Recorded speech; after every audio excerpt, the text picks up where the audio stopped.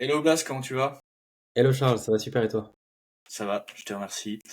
Écoute, on est là pour parler de storytelling sur les vidéos YouTube et sur la rédaction de scripts YouTube.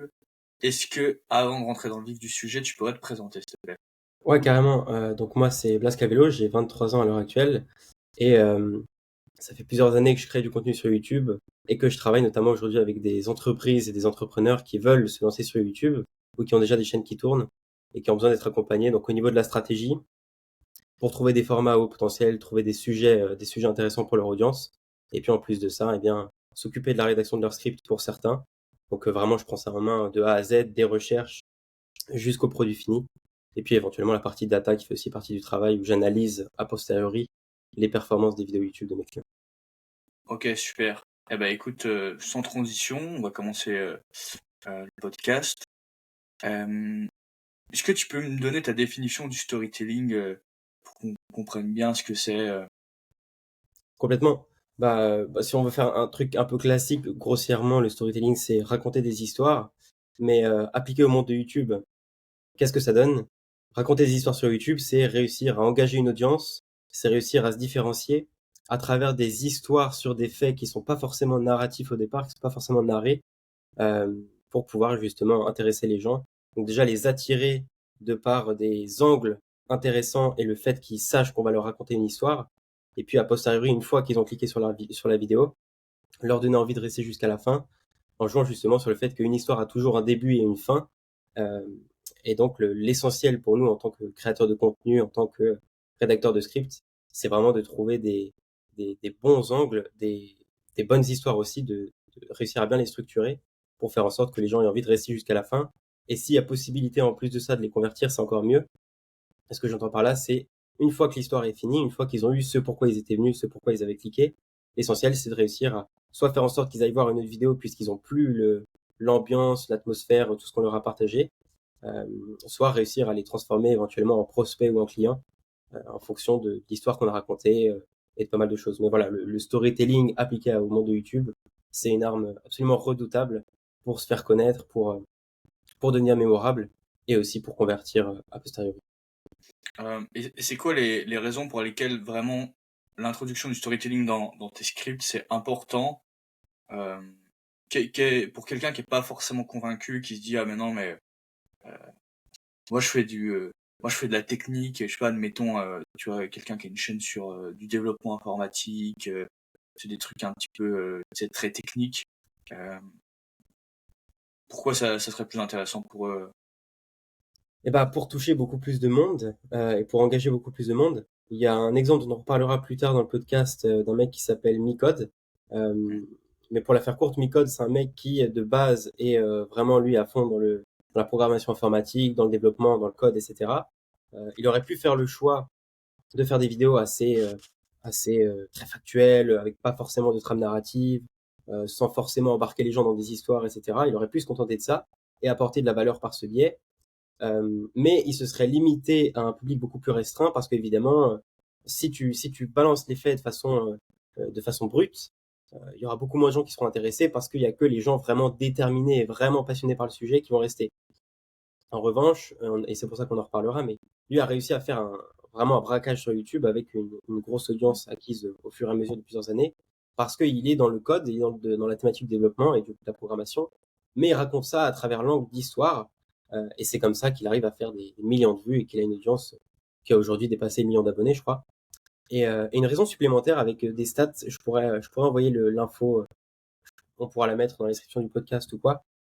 J'étais tombé sur un article il y a quelques mois qui disait qu'il y avait des études qui avaient été faites et qui montraient que lorsque les informations étaient lâchées brutes comme ça, sans forcément d'histoire, sans de structure narrative pour enjoliver le tout et le rendre plus sexy, seulement 5% des informations étaient retenues par l'audience, là où, quand on met en place une histoire, ça peut monter jusqu'à 60-70%, ce qui fait une différence absolument énorme sur la façon dont les gens retiennent les infos et la façon dont, ils, dont ils interagissent entre guillemets avec. Donc ça fait déjà deux grosses raisons en vrai pour intégrer le storytelling sur YouTube. On peut en trouver plein d'autres, mais c'est déjà deux bonnes raisons. Ah, je la connaissais, la data, ça va être. Je pense que je vais la mettre dans mon accroche pour le lead magnet avec tous les podcasts et la masterclass. Je pense qu'elle est assez, elle est assez parlante, elle est Ouais, elle est assez, éloquente. elle, franchement, quand je suis tombé dessus, j'étais choqué, hein. Je me suis dit: Moi «Ah aussi. ouais, c'est quand même impressionnant», mais en même temps, enfin, si tu te rappelles, je sais pas, moi, je pense à ça, tu sais, lycée le storytelling, ça me fait beaucoup penser, tu sais, aux profs, Mmh.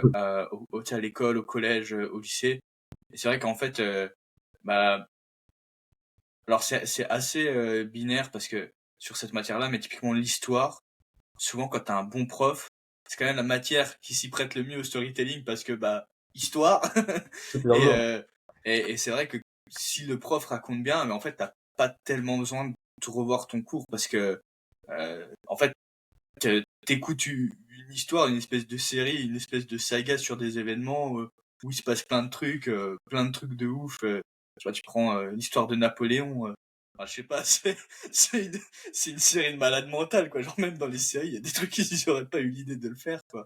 Donc Clairement. heu, donc ouais, ouais, trop cool.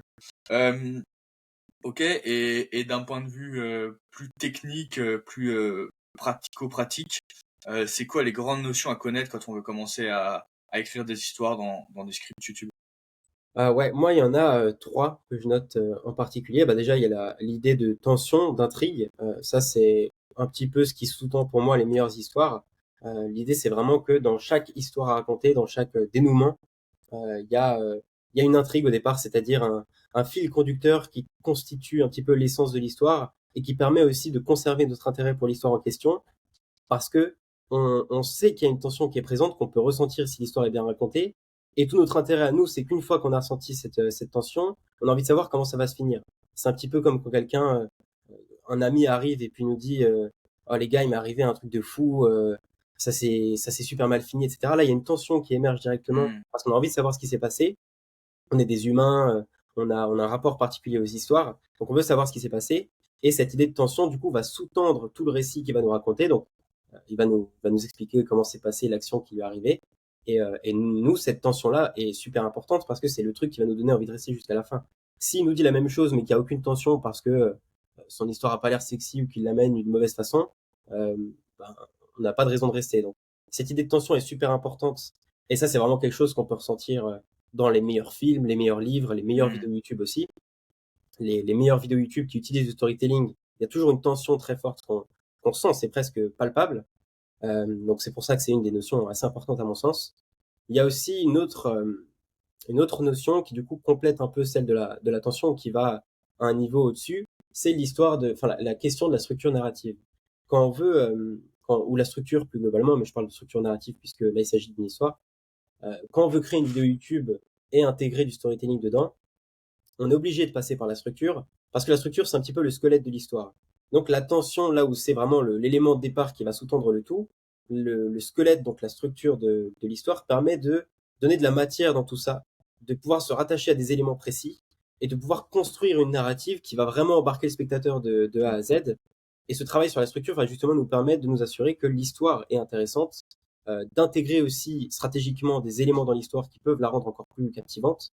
Et donc voilà, donc ça c'est la deuxième notion qui fait sens pour moi. Et la troisième notion, et ça c'est un truc dont j'entends très peu parler en réalité dans le YouTube francophone quand on parle de storytelling, de création de vidéos YouTube, c'est les bombes narratives. Moi j'avais entendu ce terme, j'ai même fait des recherches sur Internet, il n'y a même pas beaucoup de data, ça vient peut-être des US cela dit, mais en tout cas en francophonie il n'y a pas beaucoup de data à ce sujet. Moi je l'avais entendu, enfin je l'avais lu sur une page de vente de Marketing Mania. Euh, donc c'est un gros youtubeur dans le marketing qui est assez bon d'ailleurs en la matière. Euh, il avait fait une page de vente pour vendre une de ses formations dédiées à YouTube. Et sur la page de vente, il parlait de bombes narratives, puisque c'était un des axes de sa formation au niveau de la rédaction des scripts, justement. Les bombes narratives, c'est quoi? C'est des petits éléments d'intrigue, des petits éléments de curiosité que tu vas venir placer stratégiquement dans ta structure narrative, du coup, d'où l'importance de l'avoir défini auparavant, et qui vont te permettre littéralement de tenir le spectateur en haleine. L'idée d'une bombe, c'est qu'elle est placée à un endroit, et donc toi, quand tu vas arriver à cet endroit-là, tu vas être maintenu en haleine jusqu'à ce que cette bombe explose. Et idéalement, selon la façon dont tu as structuré ton script, l'idée, ça va être de placer plusieurs bombes narratives de sorte qu'il y ait toujours une bombe qui menace d'exploser, de sorte que le spectateur soit obligé de rester attentif. Et à partir du moment où elle Mmh. explose, la tension qui avait été soulevée par cette bombe narrative disparaît. Mais si tu as bien fait ton travail, il y a une autre bombe narrative qui est déjà en cours de développement ou qui apparaît à cet instant-là pour maintenir le spectateur. Et du coup, l'idée, ça pourrait être, par exemple, tu peux avoir plusieurs niveaux de bombes narratives. mais ça pourrait, tu vois, si on prend un exemple concret, tu pourrais faire une vidéo, je sais pas, sur l'histoire d'un braquage qui a mal tourné. Tu pourrais faire une première bande narrative générale pour la vidéo qui serait, ben, ce braquage a mal tourné, il y a eu un élément qui a failli tout faire capoter ou qui a tout fait capoter, mais vous savez pas encore lequel et je vais vous expliquer lequel dans cette vidéo. Donc, tu as déjà une bombe narrative pour l'intégralité de la vidéo. Sauf que bah, si tu dis des banalités pendant 20 ou 30 minutes, les gens n'auront pas envie de rester. Donc, l'essentiel pour toi, ça va être de placer d'autres mini-bombes narratives dans le script. Et par exemple, je sais pas, ben, dans cette histoire de braquage plus générale, tu pourrais placer un moment, par exemple, un retour sur la vie du mec qui a fait le braquage parce qu'il y a des éléments importants à comprendre dans sa vie pour comprendre pourquoi il a fait le braquage, par exemple. Et au moment où tu racontes son histoire, avant d'en venir à l'histoire même du braquage, tu peux placer des petites bombes narratives, des petits trucs, des petits éléments d'intrigue, de curiosité qui lui seraient arrivés, de sorte qu'à chaque moment de la vidéo, idéalement, je n'ai pas envie de dire à chaque seconde, mais le plus longtemps possible dans la vidéo, les gens soient toujours tenus en haleine par des éléments qui vont exploser, mais ils savent pas quand, et ils ont envie que ça explose pour savoir justement ce que ça cache. Donc pour Ok, moi, voilà, c'est vraiment ces trois éléments, trois grandes notions à connaître. c'est marrant ce truc de bombe narrative. Je l'avais un peu, enfin, trouvé tout seul, on va dire. C'était récemment, j'ai regardé La Casa de Papel.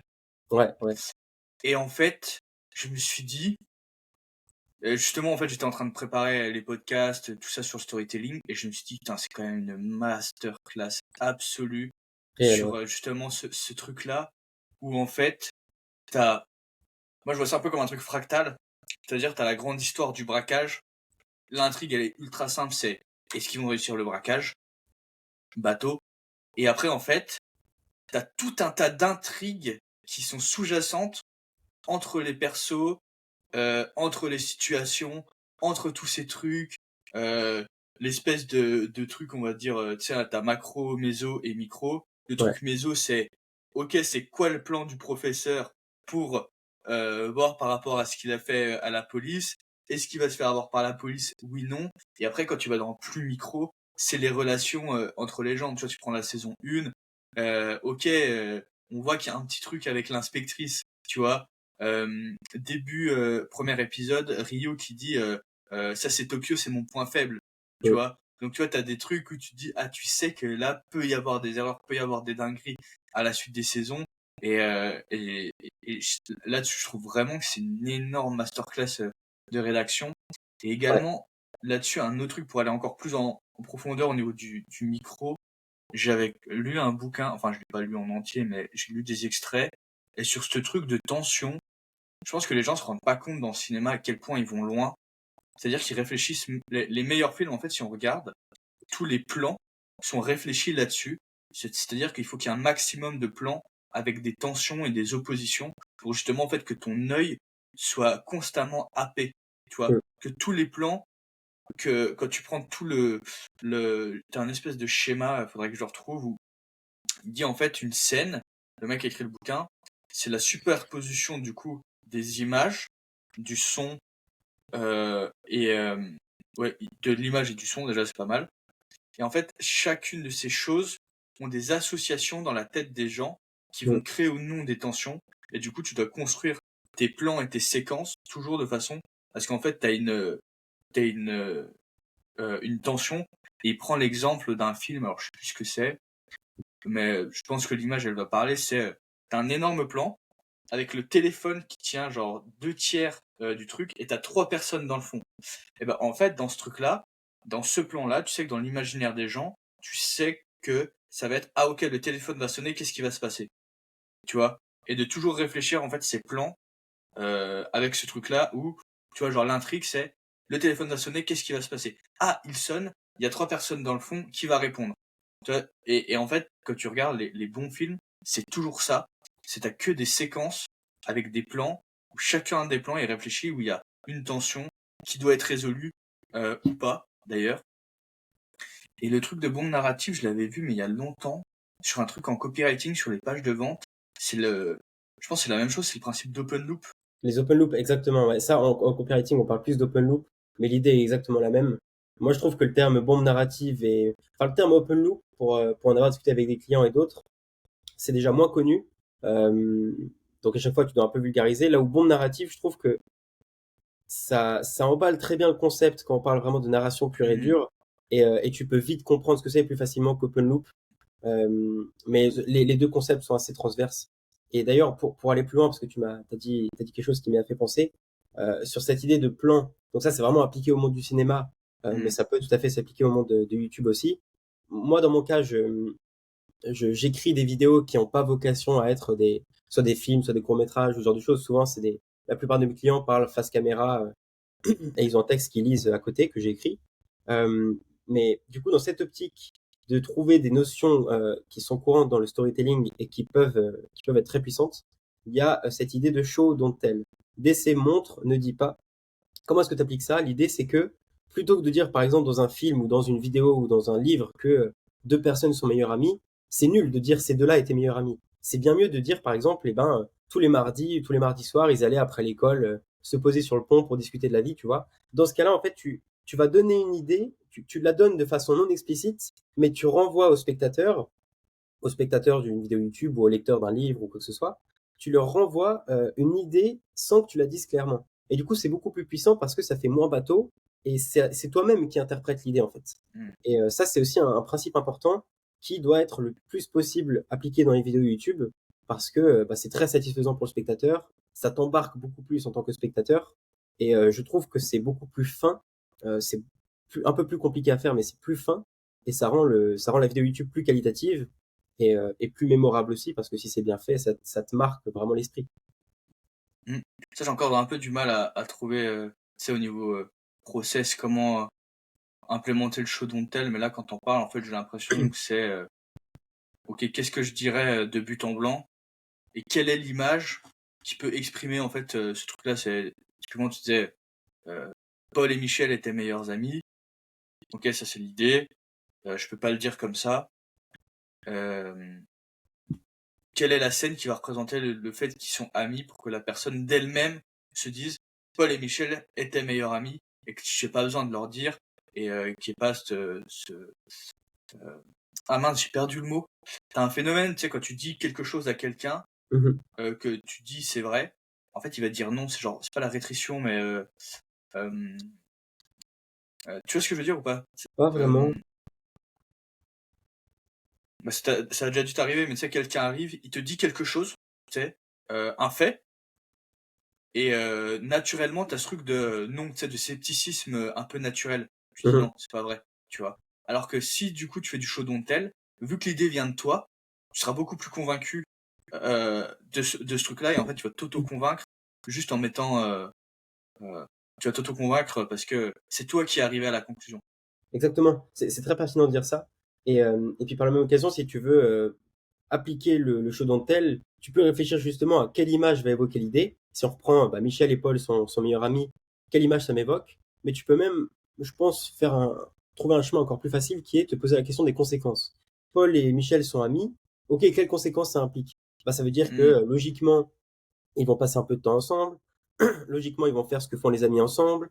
Ils vont se projeter sur le long terme, tu vois, des trucs comme ça. Comme je sais pas autre chose, quelqu'un est triste, par exemple. Quelles sont les conséquences de la tristesse? Je sais pas, la personne s'enferme toute seule chez elle, elle commence à pleurer. Et ça, du coup, toutes ces conséquences-là, c'est des idées d'éléments que tu peux implémenter, du coup, dans tes histoires pour faire ressortir le fait que la personne est triste. Comme ça, plutôt que de dire, Michel était triste, tu dis, Michel commença à s'enfermer dans sa chambre tous les jours, il commença à fumer de la drogue, ta. Et là, en fait, très vite, tu vois, tu arrives à donner l'idée au spectateur que Michel est triste, sauf que c'est lui-même qui l'interprète. Et du coup, c'est ça, l'effet est beaucoup plus fort. Et encore une fois, c'est plus fin. Et ça fait, pour moi, cet élément de show don't tell, couplé à des bombes narratives, etc., c'est quelque chose qui va directement faire la différence entre une vidéo YouTube moyenne, médiocre ou très mauvaise et une vidéo YouTube super captivante et super bien foutue. Pareil pour les Hmm. films et pour les livres aussi. Ok. Ok, et du coup, quand tu rédiges le script d'une vidéo, comment tu fais? C'est quoi les étapes? C'est quoi un peu tes petites techniques pour soit aller plus vite, soit... toi, c'est quoi un peu aussi le 20-80 du taf? Parce que ce que j'ai remarqué, enfin pour moi ou pour d'autres personnes, c'est que sur des sujets comme ça, le problème, c'est souvent un problème de productivité. C'est-à-dire Ouais, qu'on se concentre sur des micro-détails qui servent à rien, alors qu'il y a un éléphant au milieu de la pièce que si tu le tacles, en fait, c'est bon. ouais, T'as fait 80% du taf, quoi. Le 20-80 appliqué au monde de YouTube, je dirais que c'est la question du sujet et de l'angle. En Mm. gros, perso, c'est un process que je suis depuis un moment et qui a pas mal révolutionné ma façon d'approcher la chose. C'est avant quoi que ce soit, tu vas déjà devoir trouver un sujet parce que tu peux pas faire une vidéo si t'as pas de sujet précis. Enfin, en tout cas, dans la majorité des cas, t'as des cas exceptionnels, etc. Mais dans la majorité des cas, tu dois partir d'un sujet.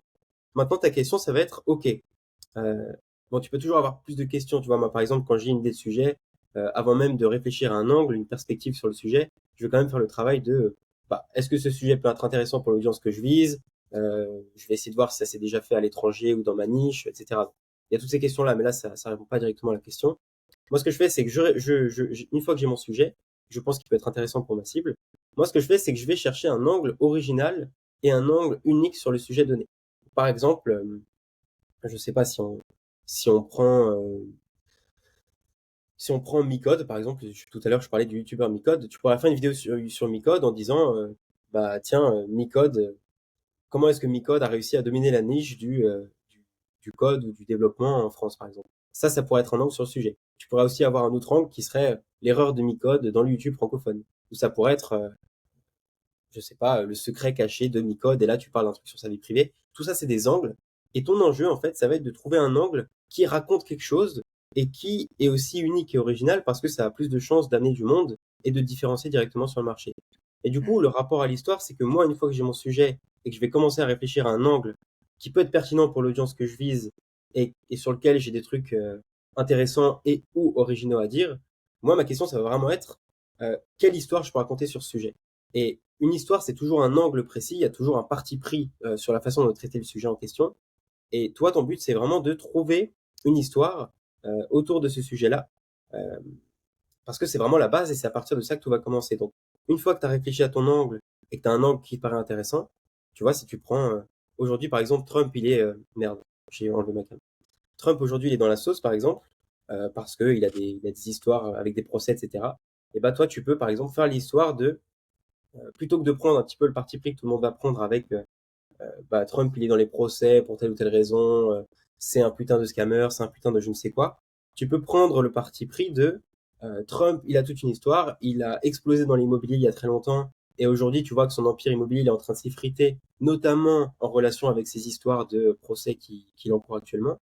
Et tu peux prendre ce parti pris de raconter l'histoire de Trump sous l'angle de sa carrière immobilière et a posteriori de sa carrière politique, en racontant, en fait, en déroulant l'histoire de Trump, qui en réalité est passionnante. Tu vois. Donc ça, c'est Mm. vraiment la réflexion sur l'angle. Et une fois que tu as ce sujet et cet angle qui sont définis, ton but, ça va être de trouver un titre et une miniature qui emballent ça correctement. Donc là, bah, tout un travail où tu dois réfléchir à un combo titre-miniature, ou même plusieurs idéalement pour avoir un petit peu de ressources, qui peuvent faire cliquer l'audience et qui permettent de bien emballer l'histoire que tu veux raconter. Donc ton but aussi, c'est à travers le titre et la miniature, d'à nouveau montrer que tu vas raconter une histoire. Montrer que... Tu, vas-y, dis-moi. tu passes combien de temps sur cette partie-là? À la partie titre minia ou sujet angle titre minia? Sujet angle petite minia, ouais, vraiment la partie, ouais, cette partie-là. Ouais, c'est facilement entre... ça peut facilement être 2 heures, 1 ou 2 heures minimum en général. Mais Ok. ça peut être un peu plus. Ça dépend du sujet, mais à peu Ok. près. L'exemple de Trump, j'en ai un là, c'est Gaspard G qui en a fait une. Ouais. C'est pourquoi les Américains pardonnent tout à Trump. Mm. Tu vois, ça c'est un très bon Euh, exemple par exemple. Ça c'est un angle et ça raconte forcément une histoire derrière parce que tu es obligé de raconter un petit peu le parcours de Trump, son évolution aux États-Unis, son rapport aux Américains et tout ça c'est des mini-histoires intégrées dans une grosse histoire pour que les gens comprennent. Donc, euh, donc tu vois, en fait, très rapidement tu peux être amené à utiliser des histoires sur YouTube. Maintenant, tout l'enjeu c'est de te poser la question de quelle histoire je vais raconter, qu'est-ce qu'il y a d'unique dans cette histoire et comment est-ce que je vais mettre en avant les éléments qui comptent vraiment dans cette histoire pour attirer le public. Et du coup, c'est là aussi que le travail sur l'angle et les sujets est super important parce que c'est ce qui te permet de choper les bonnes infos et la bonne approche au départ. Et une fois que tu as fait ce travail-là, ton travail, c'est de mettre ça en avant dans le titre et la minia pour en même temps montrer aux gens qu'il y a une histoire qui va être racontée, il y a un début, il y a une fin. Tout ça, c'est rempli de rebondissements et ça, il faut qu'on comprenne. Il faut qu'on sache que c'est pas aussi simple que ce qui n'y paraît. Et en plus de ça, il faut que tu trouves quelque chose qui attire le clic. Donc, voilà, réfléchir sur plusieurs angles d'attaque pour trouver des propositions de titres et de minia qui sont assez fortes et qui donnent envie aux gens de cliquer. Et donc, une fois que tu as fait ce travail-là, moi, c'est seulement à ce moment-là que je vais commencer à écrire la vidéo. Du coup, moi, tout l'enjeu, ça va être de réfléchir à une accroche. Donc, quand je parle d'accroche, c'est l'introduction, donc les 20, 30, 40 premières secondes de la vidéo. C'est là où tu dois mettre le paquet. Tu dois montrer aux gens que tu dois aller, en fait, c'est la continuité du titre et de la miniature. Dans le titre et la miniature, tu as fait une promesse. Et c'est pour cette promesse que les gens ont cliqué. Tu leur as fait la promesse de leur raconter pourquoi est-ce que Trump est adoré des Américains et pourquoi est-ce que les Américains lui pardonnent tout. Tu as fait la promesse de dire aux gens pourquoi est-ce que Trump est en train de se casser la gueule aujourd'hui, alors il a toujours réussi dans son domaine. Tu as fait cette promesse-là, maintenant ton but c'est d'aller encore plus loin et de donner aux gens toutes les bonnes raisons pour qu'ils restent jusqu'à la fin de la vidéo.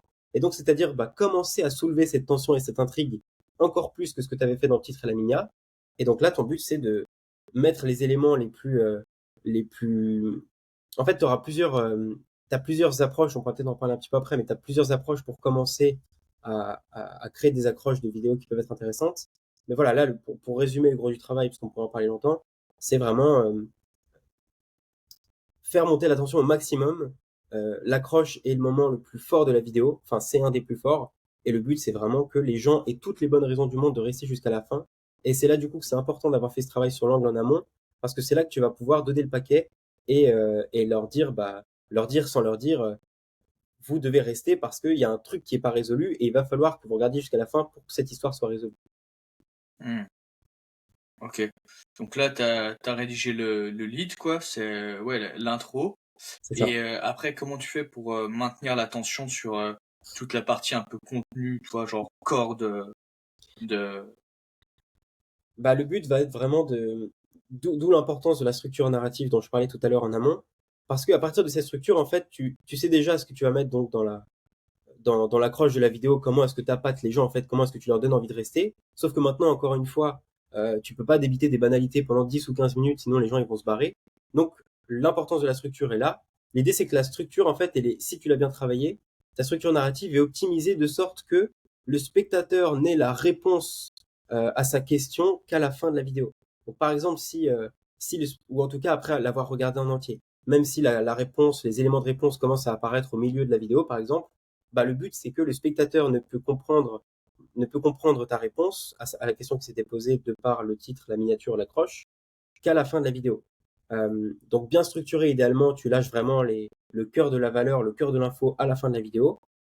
Et en attendant, en fait, tout ton enjeu à toi, c'est de mettre en place des éléments d'histoire, des éléments intermédiaires pour amener petit à petit le spectateur à ce dénouement, à cette partie de la vidéo où il aura toute la valeur, tout ce pourquoi il avait cliqué au départ, tout en lui montrant aussi, en lui laissant penser que ce que tu débites jusque-là, jusqu'à la partie finale, c'est intéressant et c'est nécessaire de comprendre ces éléments-là que tu donnes avant le dénouement final pour comprendre le dénouement final, justement. Parce que par exemple, Hmm.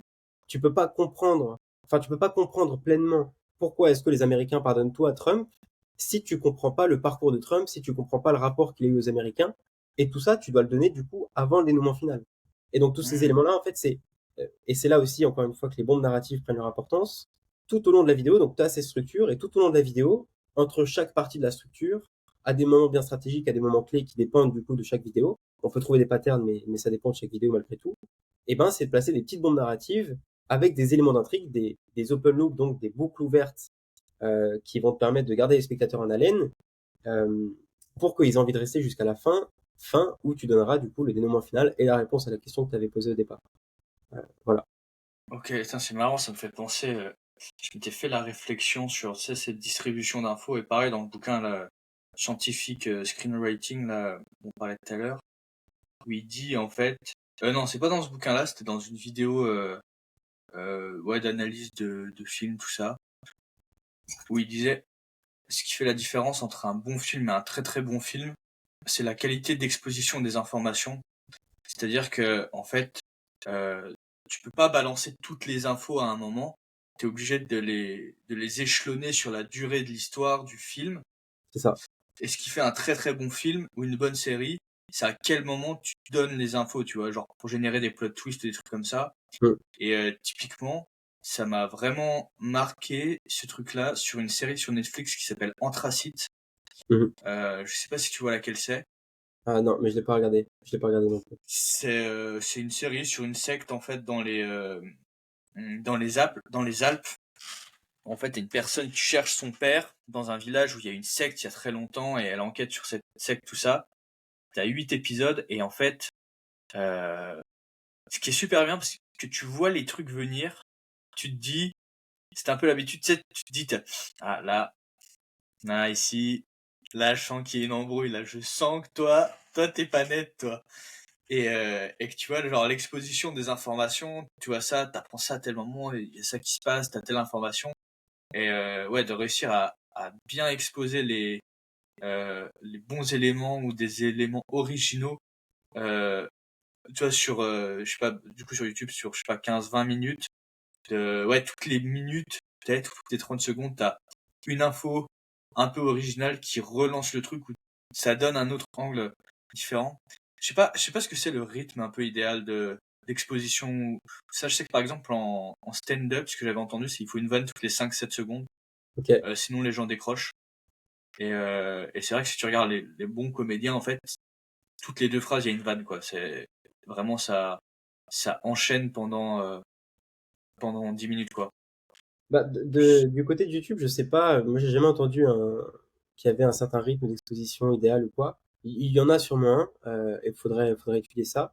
Maintenant, je pense qu'en vrai, tout dépend aussi, encore une fois, de la longueur de ta vidéo, mais mettons que tu sois sur une vidéo de 15-20 minutes, ce qui est à peu près la moyenne sur YouTube. Je pense que c'est idéal, ouais, d'avoir un élément d'intrigue à minima ou des informations qui vont te trigger, qui vont attirer ton attention, peut-être toutes les 30 secondes, idéalement, toutes les 20-30 secondes. Encore une fois aussi, tout dépend de comment c'est déroulé, de la promesse que tu as faite au public au départ, etc. Mm. Sachant qu'il y a aussi en fonction du sujet, de comment tu as structuré la vidéo, c'est pas forcément un problème si pendant 1 minute, t'as pas d'éléments qui vont directement te trigger. Et ensuite, pendant 2 minutes, tu vois, t'en as plein qui arrivent. Je pense que c'est pas un problème, mais ouais, l'essentiel, c'est, je pense, la question à se poser, c'est surtout plus que de savoir à quelle fréquence je dois débiter des infos qui vont trigger les gens. C'est plutôt, est-ce que là, et c'est un vrai travail d'équilibre, ce qui est pas évident, est-ce que les infos que je donne permettent aux spectateurs de rester en haleine et de comprendre le sujet, de comprendre la problématique qu'on a soulevée? Et est-ce qu'il y en a qui sont en trop? Est-ce que je pourrais en rajouter? Est-ce que je pourrais rajouter des petits détails qui peuvent faire une différence? Parce que tu peux jouer avec ça aussi sur les vidéos YouTube, est-ce que je peux mettre une petite phrase qui est censée tenir encore les spectateurs en haleine jusque, jusqu'au climax qui arrivera peut-être 1 minute après, tu Mm. vois? C'est vraiment cette question-là. Et moi, c'est peut-être quand j'écris des scripts, c'est peut-être la partie de travail la plus difficile, et c'est pour ça aussi que ça prend du temps d'écrire des scripts, savoir quelles informations mettre en avant, pourquoi les mettre en avant, et une fois que tu as tout le script fini, parce qu'évidemment, après ça, il y aura la partie relecture, bah, quelles infos tu vas virer, quelles infos tu vas devoir ajouter, euh, pourquoi est-ce que là, ça ferait sens de mettre plus de détails, et pourquoi là, il faudrait enlever des détails, tu vois, c'est vraiment une question de priorisation de l'information et de structuration de l'information qui est pas évidente, mais qui fait, comme tu le disais toi, bah, la différence entre une bonne vidéo YouTube et une très bonne vidéo YouTube. Et là-dessus, euh, comment tu fais pour te faire du feedback? Est-ce que tu fais relire le script à quelqu'un avant de le présenter au client? Est-ce que tu fais juste relire au client? Est-ce que tu as un peu un système, ouais, de peer review, quoi, parce que enfin, on le voit tous, tu vois, genre quand t'es en train d'écrire un truc, je sais pas, que ce soit une newsletter, un posting, je sais pas quoi, t'es un peu le nez dans ton machin et c'est un peu compliqué d'avoir du recul. Et surtout tous ces sujets de rétention où moi je sais que j'y suis hyper sujet, me dire ah ça c'est une bonne idée, tu fais relire je sais pas à ta copine ou je sais pas qui, ta mère ou quoi, tu comprends pas, c'est pas ce que c'est, genre pourquoi est-ce que ça fout là, tu vois. Ouais, cette question est intéressante parce que, tu vois, moi, par exemple, des scripts que j'écris pour des clients, j'aimerais pas les montrer à ma copine parce que, même si elle peut avoir des avis pertinents à donner, la plupart du temps, elle est pas dans la cible et surtout, elle connaît pas vraiment les process, elle est pas très familière de tout ça. Moi, j'ai plusieurs étapes aujourd'hui. La première étape, c'est une fois que le script est fini, je laisse de côté quelques heures, voire quelques jours si possible. Et ce que je fais, c'est que je reviens dessus à tête reposée pour là pouvoir me dire, OK, j'ai bien travaillé, maintenant je vais détruire mon script. Mon but, c'est vraiment de trouver n'importe quelle faille qui se trouve dans le script, de poser la question de, tiens, bah, est-ce que l'accroche, qui est une des parties les plus importantes, peut être améliorée? Est-ce qu'il y a des phrases qui sont en trop? Faut pas forcément chercher non plus à toujours rajouter. L'idée, c'est vraiment de la perfection, on l'atteint en fait en retirant et pas en rajoutant. Et l'essentiel, c'est vraiment sur chaque phrase, te poser la question de, OK, est-ce qu'il manque des éléments, mais surtout, est-ce qu'il y a des éléments que je pourrais enlever parce qu'ils servent à rien, qu'ils apportent rien, ou pire, qui pourraient entraver la compréhension du public. Et pareil, donc, que ce soit pour chaque phrase, pour chaque terme, pour la structure du script, est-ce qu'il y a peut-être des moyens encore de l'améliorer a posteriori. Donc moi, je vais faire ce travail qui peut durer parfois 20 minutes, parfois 2, 3, 5 heures, ça dépend. C'est rare que ça aille aussi loin, mais souvent ça prend un peu de temps. Ce gros travail de relecture où tu es à tête reposée et tu vas challenger ton script comme si c'était un ennemi à abattre. Et le but, c'est qu'à l'issue de cet exercice, il soit le moins faillible possible. Pas forcément le plus parfait possible, parce que tu pourras pas vraiment atteindre la perfection, mais le moins faillible possible, qu'il y ait le moins de trucs à redire dessus. Et à partir de ça, donc ça, c'est quelque chose que je faisais, enfin, ce que je vais te dire là, c'est quelque chose que je faisais pas il y a quelques mois parce que j'étais pas dans ce collectif, mais aujourd'hui, je suis dans un collectif de copywriters qui s'appelle Copy House, du coup. Hmm. Et en fait, dedans, il y a pas mal de. Bon, en fait, il y a des têtes du copy, des mecs vraiment bons, passionnés de ça, qui en bouffent toute la journée, qui ont toujours des retours pertinents à faire. Et moi, ce que je fais du coup, c'est que souvent, en fait, quand je travaille sur des gros projets, je vais envoyer les scripts une fois que moi je les ai relus, et eux vont me donner leur retour. Et là, du coup, c'est génial parce que tu leur envoies. C'est un Hmm. vrai avantage concurrentiel, mine de rien, parce que tous les scriptwriters n'ont pas ça. Mais moi, je leur envoie du coup le script, et eux, ben, un ou deux jours après, tu vois, j'ai accès à peut-être 20, 30, 50, 100 commentaires sur mon Google Doc avec des axes d'amélioration, des idées. Tiens, là, c'est pas assez spécifique. Là, peut-être que c'est trop. Là, cette info, elle sert à rien. Là, c'est confus, on comprend pas ce que tu veux dire, tu vois. Et une fois, du coup, que j'ai pris tous ces retours-là, je retravaille le script en conséquence. Et à partir de là, je peux l'envoyer au client. Et souvent, le client me fait deux, trois retours. Je les retravaille un petit peu. Et Hmm. souvent, on est bon.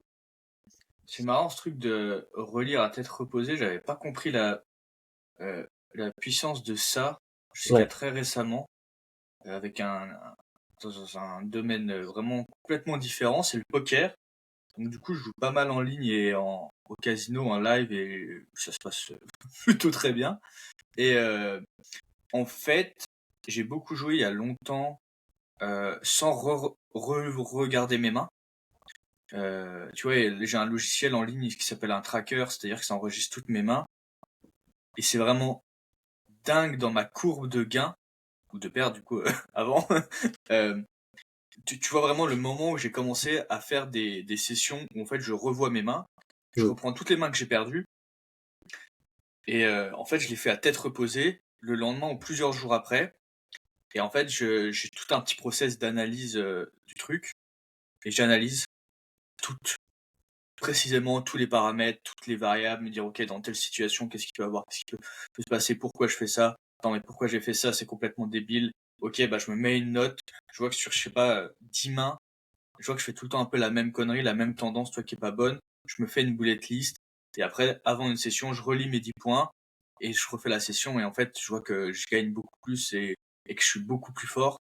Et ouais, le fait de faire des vrais reviews structurés sur n'importe quel domaine, j'ai l'impression que c'est le vrai hack entre quelqu'un euh, de moyennement bon, tu vois, et vraiment quelqu'un qui défonce ce qu'il fait, qui est excellent, quoi. Et, Ouais. et c'est assez impressionnant les progrès que tu peux faire en. Moi, je te dis, genre, là au poker, je perdais sur une limite. Donc une limite, c'est une taille d'enjeu. J'ai analysé, je sais pas, peut-être 30, 40 mains. Donc ça m'a pris 2 heures. J'ai détecté 3, 4 grosses tendances que j'avais qui étaient pas bonnes. Je me suis remis au table 3 jours après. Et là, c'était to the moon, tu vois. Et aussi ce truc de laisser reposer 3 jours. J'ai appris ça du coup en regardant la vidéo d'un mec qui jouait des gros tournois. Où en fait, il joue genre pendant 4 jours. Beaucoup toute la journée. Tu sais, les tournois en live, c'est genre tu commences à midi, tu finis à minuit, tu fais 10 heures, 12 heures à jouer toute la journée. Enfin, c'est extrêmement intense. Et il dit, là, ça s'est mal passé. Je crois il était à Taïwan ou un truc comme ça. Et il dit, là, je vais aller breaker, je vais faire ce qu'on appelle un reset, c'est-à-dire je vais pas jouer pendant 2 jours pour en fait euh, faire baisser ta charge émotionnelle. Et en fait, c'est pareil quand je l'écris. Moi, quand j'écris, j'ai un peu ce truc-là. C'est, tu sais, t'es emballé par ton idée. Tu sais, t'es plein tu te dis ah ça c'est une bonne idée, ah ça machin, tu sais quand t'arrives à te mettre dans cet état de flow où en fait t'es un peu galvanisé par ce truc d'écrire machin, t'es un peu dans cet état de flow et tu dis c'est que des bonnes idées machin, tu laisses poser 2-3 jours et là tu relis et tu te dis ouais bah en fait c'était peut-être pas terrible et c'est vrai que ce truc émotionnel de réussir à, à se dire ok là ma charge émotionnelle j'ai trop d'émotions en moi pour être rationnel émotionnel efficace et travailler correctement. Je trouve que sur pas mal de trucs c'est vraiment très très fort. Ouais, complètement. Et je suis d'accord avec tout ce que tu dis. L'idée, c'est vraiment de prendre de la hauteur, tu vois, ce serait comme... c'est sortir de l'émotionnel, en fait, comme par exemple si t'es intérieur, si t'es dans un conflit avec quelqu'un, si t'es dans l'immédiat dans le conflit, tu vas pas du tout réagir de la même façon, et souvent de façon plus débile et moins mesurée, moins sage, que si t'étais hors du conflit, que tu regardais ça a posteriori, et que là, tu cherchais à réagir différemment. Tu sais, c'est un petit peu comme les gens, ils sont sous l'effet de la rage, ils vont faire une connerie, puis 3 jours après, ils arrivent et disent, oh, je regrette, je suis dégoûté. Ben, c'est un peu la même chose avec ton script, et n'importe quel travail créatif d'ailleurs, où t'as l'étape où t'écris, t'es dans le flow, tu débites les idées, même des idées sur le coup, elles te paraissent excellentes, bah, t'envoies, et puis ensuite, tu viens à tête reposée, et vu que t'as pris beaucoup de hauteur, t'es moins dans l'émotionnel, t'es moins engagé dans ton script, là, tu prends ce point de vue du correcteur plus que du créatif, et tu vas avoir l'esprit le plus critique possible, le plus affûté possible avec ton script, de sorte à trouver bah, toutes les failles qu'il y a dedans.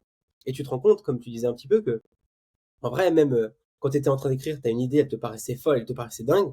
Et bah après, quand tu relis ton script, tu vas la lire à l'oral pour voir un petit peu comment ça rendrait, ou tu vas essayer ou tu vas la relire par rapport à d'autres phrases à tête reposée.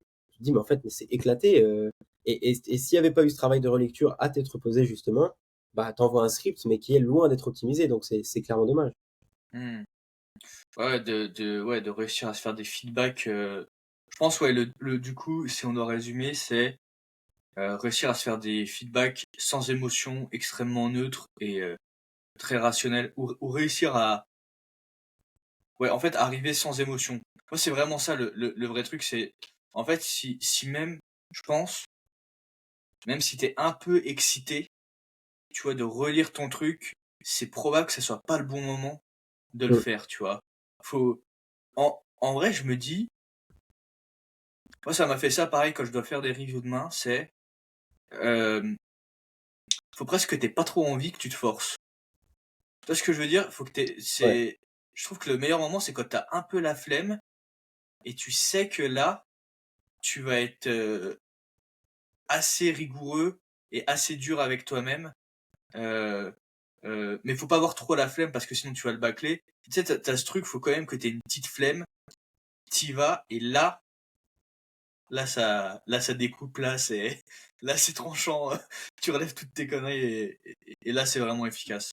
C'est ça. Et d'où l'importance aussi, du coup, de faire appel à d'autres prestats qualitatifs. Faut qu'ils soient bons aussi, pour qu'eux puissent te faire des retours, parce que eux, ils auront pas du tout le même angle de vue, ils auront pas du tout le même point de vue que toi, ils ont pas du tout la même expérience, ils pensent pas du tout au même truc. Et surtout, vu qu'ils n'ont pas les infos que toi t'as en tête, ils sont beaucoup plus à même de te dire, ah bah tiens, tu dis ça, donc toi ça te paraît évident, mais moi en tant que mec extérieur, ça me paraît pas évident. Et Hmm. de fait, si tu laisses ça dans ton script, ben ça pourrait froisser certains spectateurs et tout. Et ça, c'est des trucs que même si tu fais 10 fois le travail de relecture à tête reposée, c'est des trucs que tu vas pas voir.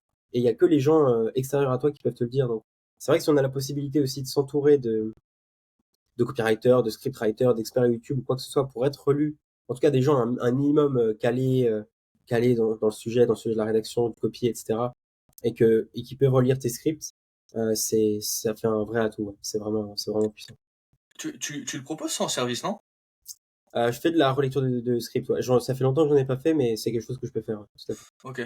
Ok. Bah, contactez Blas pour la relecture de script si vous nous écoutez, si vous voulez faire relire vos scripts. Et, Carrément. euh, et pareil, ouais, sur ce truc-là de tête reposée et tout, moi, un hack qui a vraiment changé un peu ma vie, alors je suis pas nutritionniste, diététicien, faut aller voir un docteur, tout ça, pour tout ce que vous ingérez et tout ça, machin, disclaimer. Mais c'est le magnésium. Je sais pas si t'en prends.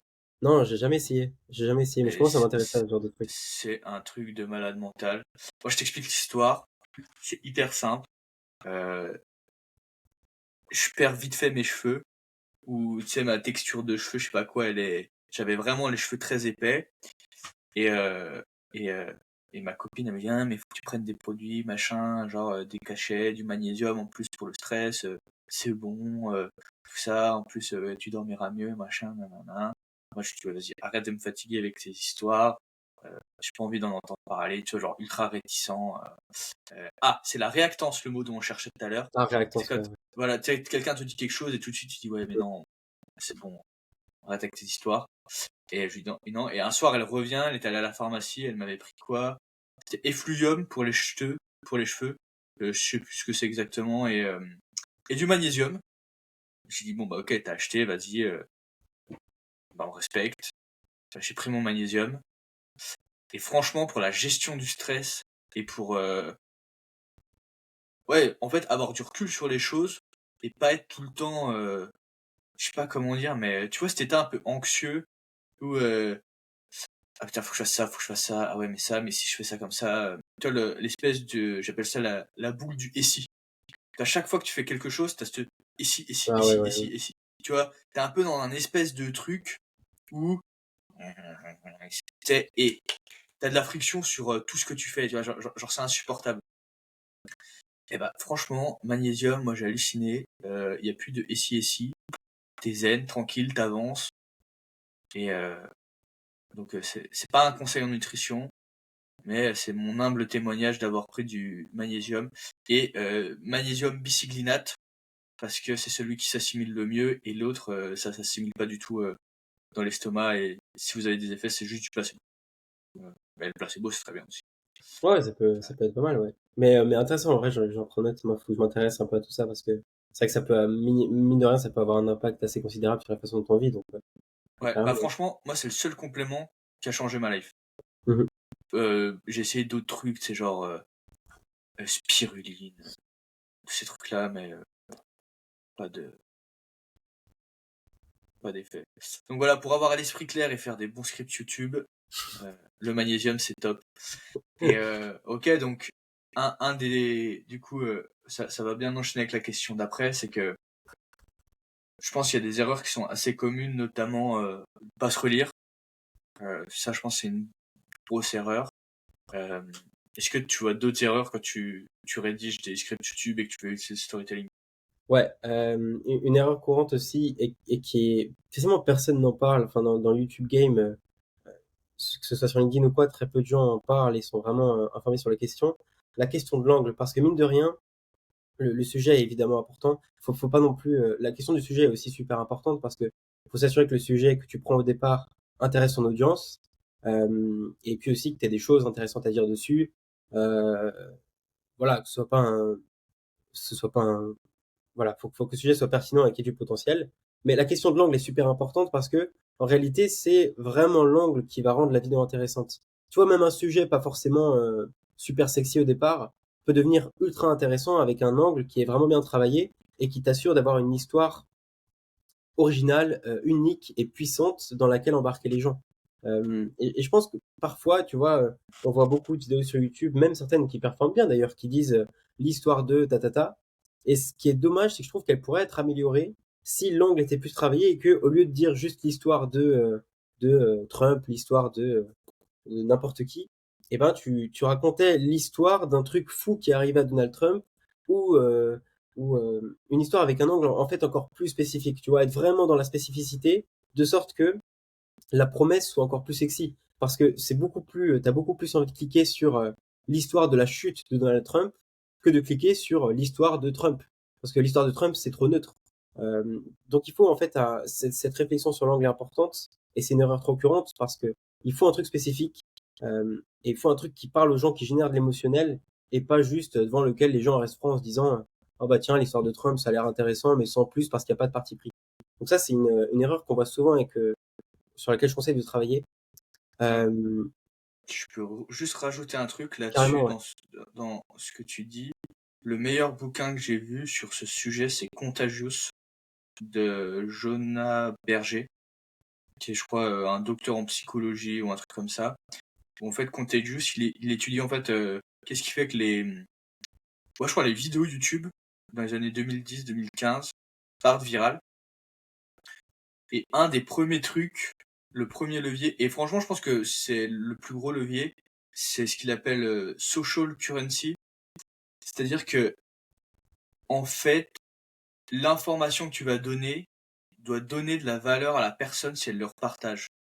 Toi, tu as des infos que tu vas donner, mais en fait, ça va pas partir viral parce que si la personne le partage, elle va passer pour un idiot ou pour je sais pas quoi.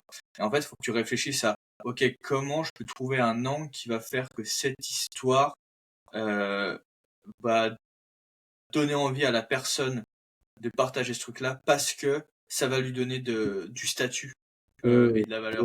Et c'est vrai que toi, quand tu regardes toutes les vidéos qui partent vraiment virales, ou ouais, les posts, n'importe quel contenu qui part viral, t'as quand même ce truc de euh, si tu le repartages, tu passes pour quelqu'un d'intelligent, tu vois, Mmh. ou pour quelqu'un de bien.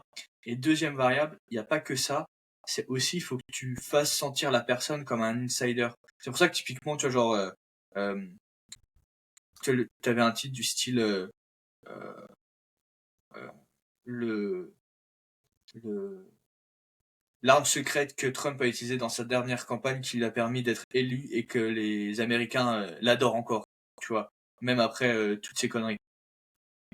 Bah, le fait de dire ce truc secret, tu fais sentir la personne un peu comme un insider, c'est-à-dire que il y a que lui qui a l'insight. Et après, si en plus tu délivres vraiment et que tu as une insight, voilà, c'est jackpot là. Ouais, super intéressant. En plus, il y a ce côté, et ça rejoint ce qu'on disait au début sur la façon dont les gens mémorisent les données, mais si tu as vraiment une valeur à apporter au public et que tu leur apprends vraiment des trucs sous la forme d'une histoire, bah, ça va les marquer encore plus longtemps parce qu'ils le retiendront plus facilement. Mm. Et Mais ouais, je t'ai coupé, t'allais donner une autre erreur après. ouais, carrément, il y a l'aspect de pas donner assez de détails. Et ça rejoint le point que je soulevais tout à l'heure avec ce jeu d'équilibriste entre donner assez de détails et pas trop en donner non plus, ou pas donner des détails qui n'ont pas d'importance. Mais il y a beaucoup de gens qui font l'erreur parfois de, soit dans les histoires qu'on voit sur YouTube, soit aller trop dans le détail, soit au contraire rester trop dans le superficiel. Et moi, je blâme personne pour ça parce que j'ai fait l'erreur aussi. Je pense que parfois je continue à la faire et c'est super compliqué de trouver un juste milieu. Mais ouais, vraiment gros point d'attention là-dessus parce que, encore une fois, la différence entre une bonne histoire ou une histoire moyenne et une très bonne histoire, c'est le rapport à la priorisation de l'info. Qu'est-ce que tu vas mettre en avant, comment tu vas le mettre en avant et le nombre de détails que tu donnes. Euh, c'est compliqué, encore une fois, il n'y a pas forcément de règle universelle parce que il y a des cas où, je sais pas, sur un élément très précis de ton histoire, il va falloir que tu donnes un peu de détails pour que les gens puissent se projeter, pour que ce soit plus clair dans l'esprit du public, etc. Et sur un autre élément qui peut avoir de l'importance selon toi, il faudra pas donner trop de détails parce que là, ça va perdre les gens et c'est des détails inutiles. Donc en vrai, il y a vraiment ce point de, faut donner du détail, mais seulement quand ça sert le récit et que ça permet d'aller dans le sens de ton histoire. Tu vois, je sais pas, encore une fois, si tu reparles de Trump, par exemple, ben, ça vaut peut-être pas le coup de donner les détails de tous ses investissements immobiliers. Mais par contre, si tu parles de toute sa carrière dans l'immobilier, eh ben, il faudra sûrement parler de la Trump Tower un peu plus en détail parce que la Trump Tower, c'est un élément énorme Mm. et absolument essentiel de la carrière de Trump, qui est aussi un gros symbole dans sa carrière et dans l'image que le grand public a de lui. Donc voilà, dans ce cas-là, faudra être capable de donner un peu de détails, mais pas trop non plus sur la Trump Tower, mais du coup prendre en compte que les autres investissements immobiliers qu'il a fait, ce sera peut-être pas pertinent de donner autant de détails, parce que souvent c'est des investissements un peu moins majeurs dans sa carrière, disons un peu moins reconnus du grand public aussi. Donc voilà, deuxième erreur, c'est ne pas donner assez de détails, ou au contraire donner trop de détails et risquer de perdre le public là-dedans, parce que le public il veut pile ce qu'il faut, quoi. Assez de détails pour se projeter, mais pas trop pour pas se perdre. Euh, et puis, bah, dernière chose aussi, une dernière erreur qui peut arriver, qui peut être plus ou moins courante, c'est de faire du réchauffé. Les gens veulent pas des histoires déjà vues et revues. Si quelqu'un a déjà fait une vidéo sur, je sais pas, l'histoire de Barack Obama, bah, ça sert à rien de refaire une histoire de refaire une histoire sur Barack Obama. Il va falloir faire une histoire sur un élément très spécifique de Barack Obama ou apporter un nouvel angle dans l'histoire de Barack Obama. Voilà. le public ne veut pas du réchauffé, le public veut quelque chose de nouveau, quelque chose d'unique. Et c'est pour ça aussi que la question de l'angle, encore une fois, rentre en compte parce que elle est fondamentale, quoi. OK, super. Et pour quelqu'un qui veut s'y mettre à rédiger des scripts et faire du storytelling, est-ce que tu as des exercices, je sais pas, une petite routine de 15 minutes les matins ou tu un peu ce genre de truc pour, ouais, progresser et commencer à apprendre et à ouais, à construire la compétence? Moi, je pense que ça peut être intéressant en fait, bon, c'est con, c'est un peu bateau, mais raconter des histoires, et je vais être plus spécifique là-dessus, je pense que ça peut être intéressant d'aller fouiller un sujet qui nous intéresse, un sujet pour lequel on a un attrait particulier, de trouver un élément dans ce sujet, par exemple, je sais pas,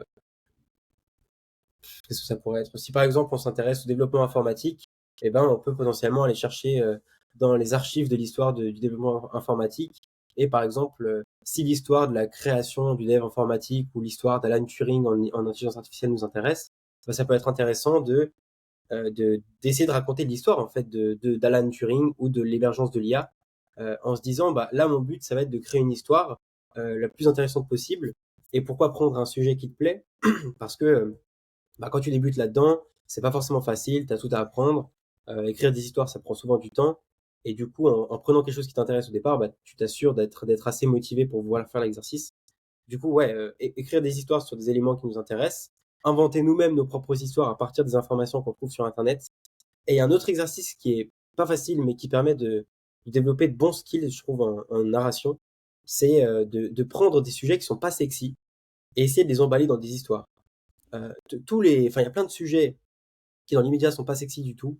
Le sujet très large du dev informatique en fait partie. Il y a la comptabilité, enfin il y a plein d'histoires, d'histoires de comptables qui auraient fait de la merde ou quoi. C'est pas des trucs qui intéressent forcément le grand public, mais là est tout l'intérêt. On peut partir de sujets qui sont pas forcément sexy et grâce à une bonne histoire, on peut s'entraîner au début en faisant en sorte que l'histoire soit fictive, c'est-à-dire que bah, on prend pas forcément d'éléments de la réalité ou on mélange les éléments de la réalité, les éléments de la fiction pour créer une histoire et rendre ce sujet qui au départ était chiant sexy. Et sinon, pour passer au niveau supérieur, bah, c'est reprendre le même sujet qui est un peu chiant de prime abord et essayer de le rendre sexy en racontant une histoire réelle. Donc se baser sur des faits réels et bien emballer ça dans une histoire qui donne envie d'être écoutée jusqu'à la fin et qui embarque les gens. Moi, je suis sûr je prends l'exemple d'un comptable que je connais qui s'appelle, le nom de sa chaîne, c'est Bienvenue au cabinet. Et il fait des masterclass. Ce mec, donc, il est expert comptable et il arrive à partir de sujets. Alors lui, il fait pas exactement la même chose. Il part de sujets intéressants, mais il arrive à ramener la comptabilité dedans. Et Mmh. parfois aussi, il fait l'exercice de partir de la comptabilité pour la rendre sexy auprès du grand public. Et pour moi, c'est une masterclass parce qu'il arrive autour de chaque sujet comptable à créer une histoire, à t'emballer ça dans une histoire et à t'embarquer dans l'aventure qu'il veut te raconter. Et c'est la preuve que n'importe quel sujet, même les sujets chiants et qui rebutent tout le monde au départ, parce que personne est passionné de compta, ou en tout cas chez le commun des mortels. Et ça peut être vraiment un bon exercice. Ouais. OK. OK, top. Et est-ce que t'as des exemples d'accroches pour faire des bonnes vidéos YouTube? Je sais que moi, je sais pas, quand j'essaie de faire des posts LinkedIn ou des trucs comme ça, comme tu disais tout à l'heure, tout part un peu de l'accroche, de l'angle, du sujet, de la miniature, c'est un peu ouais, la fondation de tout contenu. Est-ce que tu as Mm. des templates ou un peu un process de réflexion pour se dire, bah, étape 1, ok, je vais regarder ça, je vais faire ça, étape 2, je vais faire ça, étape 3, je vais faire ça. Euh, comment tu construis ça? Est-ce que tu as des petites recettes déjà toutes prêtes ou est-ce que tu as plutôt un process qui s'adapte par rapport à ton client, au thème, au sujet, au type de marché? Bah, ouais, je m'adapte toujours un petit peu aux clients, mais malgré tout, ouais, pas vraiment des templates, mais plutôt des structures ou des idées d'approche pour rédiger mes accroches. Et typiquement, j'en ai deux qui me viennent en tête que j'aime bien, que j'utilise souvent. C'est le paradoxe et l'autre idée, c'est le voici comment on en est arrivé là.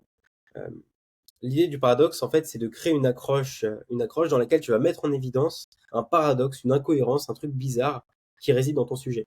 Euh, je J'ai pas d'exemple dans les médias, mais c'est pour ça que c'est important, notamment, d'avoir fait ce gros travail encore une fois sur l'angle de ta vidéo et d'avoir bien fait des recherches en amont pour quand même avoir assez de data au départ. pour pouvoir trouver, parce que dans pas mal de sujets, il y a des incohérences qui résident. Ça peut être, je sais pas, on- c'est pas un paradoxe forcément incroyable, mais je prends un exemple un peu extrême, mais Aya Nakamura, par exemple. Bon, elle est pas, intellectuellement, elle est pas forcément brillante, elle fait pas de la musique extrêmement travaillée. J'ai rien contre elle, hein, mais bon, c'est un fait. Mais le fait est qu'elle a réussi et que, aujourd'hui, par exemple, elle va passer dans les Jeux Olympiques, tu vois. Elle va passer Hmm. chanter aux Jeux Olympiques. Et du coup, là-dedans, bon, encore une fois, c'est pas un paradoxe très sophistiqué, c'est un peu bas de gamme là, mais c'est pour montrer l'idée. Là-dedans, il y a un paradoxe qui est que Aya Nakamura, elle avait pas forcément grand-chose pour réussir au départ, et pourtant, maintenant, elle a réussi à captiver les foules, à faire des centaines de millions de vues sur YouTube, et puis à attirer son attention jusqu'à passer au JO, à être conviée pour chanter au JO.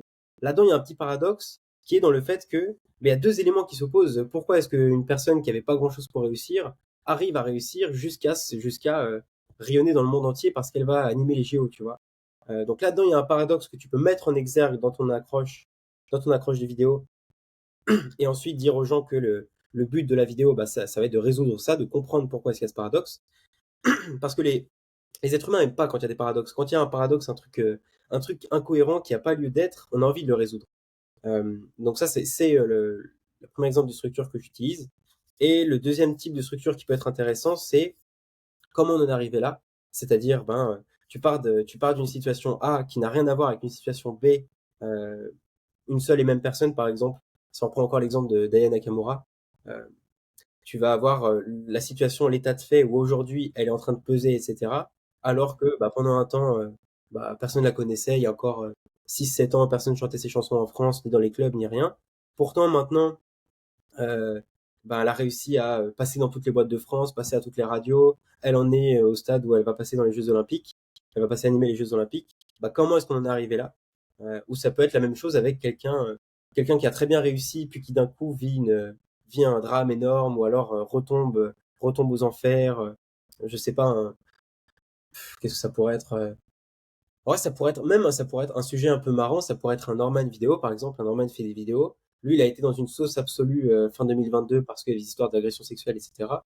Euh, Pourtant, le truc, c'est que quelques années auparavant, c'était encore un créateur qui était adoré, qui était un des plus gros créateurs en France, et qui avait une communauté énorme, extrêmement engagée. Sauf qu'aujourd'hui, voilà, tout le monde le boude. C'est un mec qui fait des beats dans chacun de ses spectacles. C'est un mec qui, ses dernières vidéos faisait des beats monumentaux. Comment est-ce qu'on en est arrivé là? Tu vois, tu joues encore sur ce côté. Il y a l'idée de structurer en paradoxe et l'idée de structurer avec. Il y a une situation, sauf que cette situation n'était pas du tout celle qui était le cas précédemment. Qu'est-ce qui s'est passé entre les deux? Comment on en est arrivé là? Tu vois, c'est un petit peu comme au début du film Fight Club. T'as le narrateur, le mec principal là qui a le fusil, enfin qui a le flingue dans la bouche tenu par son acolyte, par Durden. Et là, il nous dit, je sais plus exactement ce qu'il dit, le narrateur, mais c'est une situation ultra à risque. C'est vraiment la scène d'ouverture où le mec il a un putain de gun dans la bouche, tu sens que tout va exploser. Et là, on te demande comment est-ce que j'en suis arrivé là. Et là, du coup, paf, on repart au début de l'histoire, jusqu'à arriver au climax, qui sera, du coup, la fin du film sera le début du film, puisqu'on avait commencé à la fin. Tu vois. Et l'idée, c'est structurer les vidéos YouTube de la même façon. Et sur Norman, c'est marrant là, avec tout ce que tu dis, je me dis si on devait faire une vidéo YouTube, tu sais que la Minia, ça serait euh, la vraie raison pour laquelle Norman a chuté ou un truc comme ça. Et sur la Minia, si tu veux mettre un paradoxe, vu que dans l'esprit commun, on sait tous que c'est à cause de ces histoires d'agression, il faudrait réussir à trouver une image où en fait ça montre que c'est pas justement les agressions, tu vois. Et Exactement. du coup, tu vois, genre, t'as une espèce de friction. Tu dis, attends, mais si, normalement, c'est à cause de ça. Mais c'est marrant, ça a l'air crédible. Et là, tu cliques et tu tombes sur une bonne histoire ou pas, je sais pas, vu que c'est pas encore écrit. Mais je pense que, ouais, l'accroche serait pas mal. C'est vrai que du coup, ok, faut prendre un peu un. Ouais, t'as- moi, en étudiant le storytelling, là, pour préparer tout ça, j'ai remarqué qu'il y avait deux gros paramètres, je trouve, dans le process. C'est un, définir correctement le caractère principal de l'histoire. Mais quand je te Ouais, dis le connaître vraiment parfaitement, c'est justement, c'est tellement bien le connaître que tu vois tous les paradoxes dans son histoire, toutes les tensions, pour justement trouver ces espèces de petits trucs comme ça, et voir c'est les ça. éléments que tu peux mettre ensemble qui vont faire bizarre. Et aussi, euh, les meilleures histoires, c'est des histoires où t'as un plot twist. Et je trouve le meilleur plot twist, enfin, quand je parle de plot twist, c'est pas forcément, tu sais, truc théâtral et tout, genre, tu sais, la fin de Shutter Island ou ce genre de truc. Je pense à un exemple un peu plus classique, c'est dans Matrix, quand Morpheus explique à Neo ce qu'est la Mm. Matrice, pardon, Matrice, ouais. euh, où en fait c'est, t'as toujours pensé que X, que X, que X, que X, et là en fait tu montres par l'histoire qu'en fait pas du tout, et tu découvres la matrice, en quelque sorte, tu vois, genre, t'as cette révélation qui te fait sortir de la matrice, et si t'arrives à faire ça, je pense que t'as tout gagné, quoi. C'est vraiment le truc ultime. Pourquoi tu racontes une histoire. D'ailleurs, Ouais. dans un podcast de Sans Permission avec Romain Bouvet, Ouais, je vais regarder euh, pour les expliquer. tu sais, le mec là qui est docteur en psychologie sociale et en neuromarketing, Mhm. il dit en fait la seule variable qui augmente le taux de transformation en vente, c'est si tu arrives à générer un aha moment. Et c'est vrai que si tu arrives à créer un aha moment chez quelqu'un, ouais, en fait, t'as sa confiance directe. Je sais pas pourquoi, c'est hyper étrange, mais même si tu génères un aha moment sur un truc complètement absurde, la personne elle a confiance, tu vois, aveuglement, pour une raison qui est un peu obscure, que j'arrive pas trop encore à comprendre. Mais ouais, du coup, c'est à ça que ça sert dans une histoire. C'est le moment de la révélation. Quand tu lâches l'info, faut que t'aies cette espèce de déclic qui fait que ouais, t'as découvert un truc, tu vois, genre c'est ça une bonne histoire. Ouais, le plot twist, tu vois, tu sors le mec de sa matrice, quoi. Mm. En fait, et c'est un truc tellement puissant que ça peut marquer les gens à vie. Quand tu arrives à intégrer ça dans des vidéos YouTube, c'est extrêmement puissant, tout ce qui est, surtout les Mm. plot twists, en fait. Et les plot twists, ce qui est bien, c'est que tu peux, typiquement, ça peut arriver à la fin, comme ça peut arriver aussi à l'accroche, durant l'accroche de la vidéo, où t'impactes les gens avec un truc qui est un petit peu contre-intuitif. Et là, vraiment, tu vas casser leurs croyances en leur disant que le truc sur le sujet donné, bah, c'est pas du tout ce qu'ils pensent. On va leur montrer que, bah, en fait, c'est un autre truc auquel ils avaient même pas pensé. Et je me rappelle d'un film, un film un peu horreur, un peu épouvante que j'avais regardé qui s'appelle Les Autres, qui est une masterclass en vrai en termes de le plot twist final, c'est sûrement un des meilleurs que j'ai regardé. Bon, spoiler, mais euh, le tout le film en fait, t'es dans l'histoire où t'as une maison, t'as une petite famille qui vit là-bas. On est au sortir de la Seconde Guerre mondiale, mais le père de famille est absent, donc t'as la mère avec les deux enfants. Les deux enfants ont une maladie, donc ils peuvent jamais sortir de la maison, etc. Le mode de vie super austère, super inquiétant. Et puis petit à petit, en fait, au fur et à mesure du film, tu réalises qu'il y a des habitants étrangers dans la maison qui sont bah, probablement des fantômes. Tu sais pas trop ce qui se passe. Donc la petite famille avec la mère et les deux enfants commence à être dérangée par ces esprits fantomatiques qu'on connaît pas. Et donc ça évolue comme ça et ça va crescendo jusqu'à un moment où la petite famille hésite presque à quitter la maison. Et puis en fait, à la toute fin du film, tu réalises que les fantômes, c'était pas les étrangers, mais c'était bien la petite famille depuis le début. Et ça te fait, Mm. mais c'est un truc, ça te fout des frissons tellement c'est bien foutu. Et ça, que si tu arrives à intégrer ça dans des vidéos YouTube, t'es mémorable, quoi. T'es absolument mémorable. Ouais, bah, comme le sixième sens. Exactement, exactement. Ah, le sixième sens. Bah, tu sais que je me souviens, j'ai eu un cours là-dessus au lycée. Mon prof d'histoire, il a un docteur, le prof d'histoire que j'avais, je crois, en terminale ou quoi. Il a un doctorat en cinéma, photographie, tu sais, sur le cinéma. Et justement, lui, son kiff, il était trop content. Les vendredis après, il nous faisait des cours de cinématographie, justement sur tout ça. Et il nous expliquait ce truc de symbole, symbolique, tu sais, les trois niveaux de perception du truc. Et il nous montre justement la scène. Moi, j'avais pas vu encore à cette époque-là le film Sixième Sens. Et t'as cette scène, tu sais, dans le bureau de l'école où en fait, t'as le bruit des enfants qui courent dans la cour et toi tu l'entends et Bruce Willis ne les entend pas, je crois, un truc comme ça, et il dit, et là le prof coupe la scène, il dit, là vous avez le plot twist, qu'est-ce que c'est? Et devinez. Et bon, j'ai pas réussi à deviner, j'étais un peu deg, mais du coup après ouais j'ai compris que le fait qu'il l'entende pas, ça prouve qu'en fait c'est un fantôme et que le mec n'existe pas quoi. Mais Mm, c'est vrai que quand tu revois tout le film, il n'interagit avec personne à part avec le gamin. tout à Et, fait. justement, c'est ce dont on parle un peu, tu vois, genre ce truc d'exposition des événements, où en fait toutes les scènes, t'as même, je crois que la scène la mieux faite, c'est quand il est au resto avec sa femme, où en fait, genre, je crois qu'elle parle pas, lui parle, mais en fait, elle est toujours positionnée, elle a toujours un langage corporel d'une telle façon, t'as l'impression qu'elle en a marre, Mm. et que genre elle se casse à un moment avec un espèce de timing où genre ça paraît trop réel. Et ouais, c'est seulement à la fin que tu découvres que le mec c'est un fantôme. Ouais, ouais, il m'a bien mindfuck aussi ce sixième sens là. Ouais, j'avais bien aimé aussi, ouais. Euh, ok, cool. Euh, Toi, pour toi, c'est qui les meilleures personnes à suivre qui utilisent le storytelling, et pour chacune de ces personnes, c'est quoi un peu les grandes leçons qu'on peut tirer? En vrai, bon, peut-être pas de grande surprise pour certains, mais je dirais un Oussama Hamar en premier lieu parce que Ouais. lui, ce qui est intéressant, c'est qu'il travaille pas forcément ses histoires. Enfin, pour le connaître et bosser un peu avec lui, je sais qu'il est beaucoup en mode impro. Avec le nombre de conférences qu'il a faites aussi, il a une capacité à parler très très facilement. Euh, donc quand je dis qu'il est en mode impro, c'est pas forcément que ce qu'il raconte c'est du mytho, ça j'en sais rien. Mais c'est surtout que il a une capacité à débiter des infos très bien ficelées dans des petites histoires, petites anecdotes très sympas, très rapidement sans forcément les avoir réfléchies. Et pourquoi lui? Parce que pour le coup, ce qu'on peut en apprendre, c'est que c'est la puissance des histoires en fait. Sans les histoires, un Oussama Hamar serait pas un Oussama Hamar. Mm. Sans les histoires, toutes les anecdotes qu'il a racontées, que ce soit dans des formats shorts, dans des formats longs, Oussama Hamar aurait pas l'aura et la reconnaissance qu'il a aujourd'hui du public.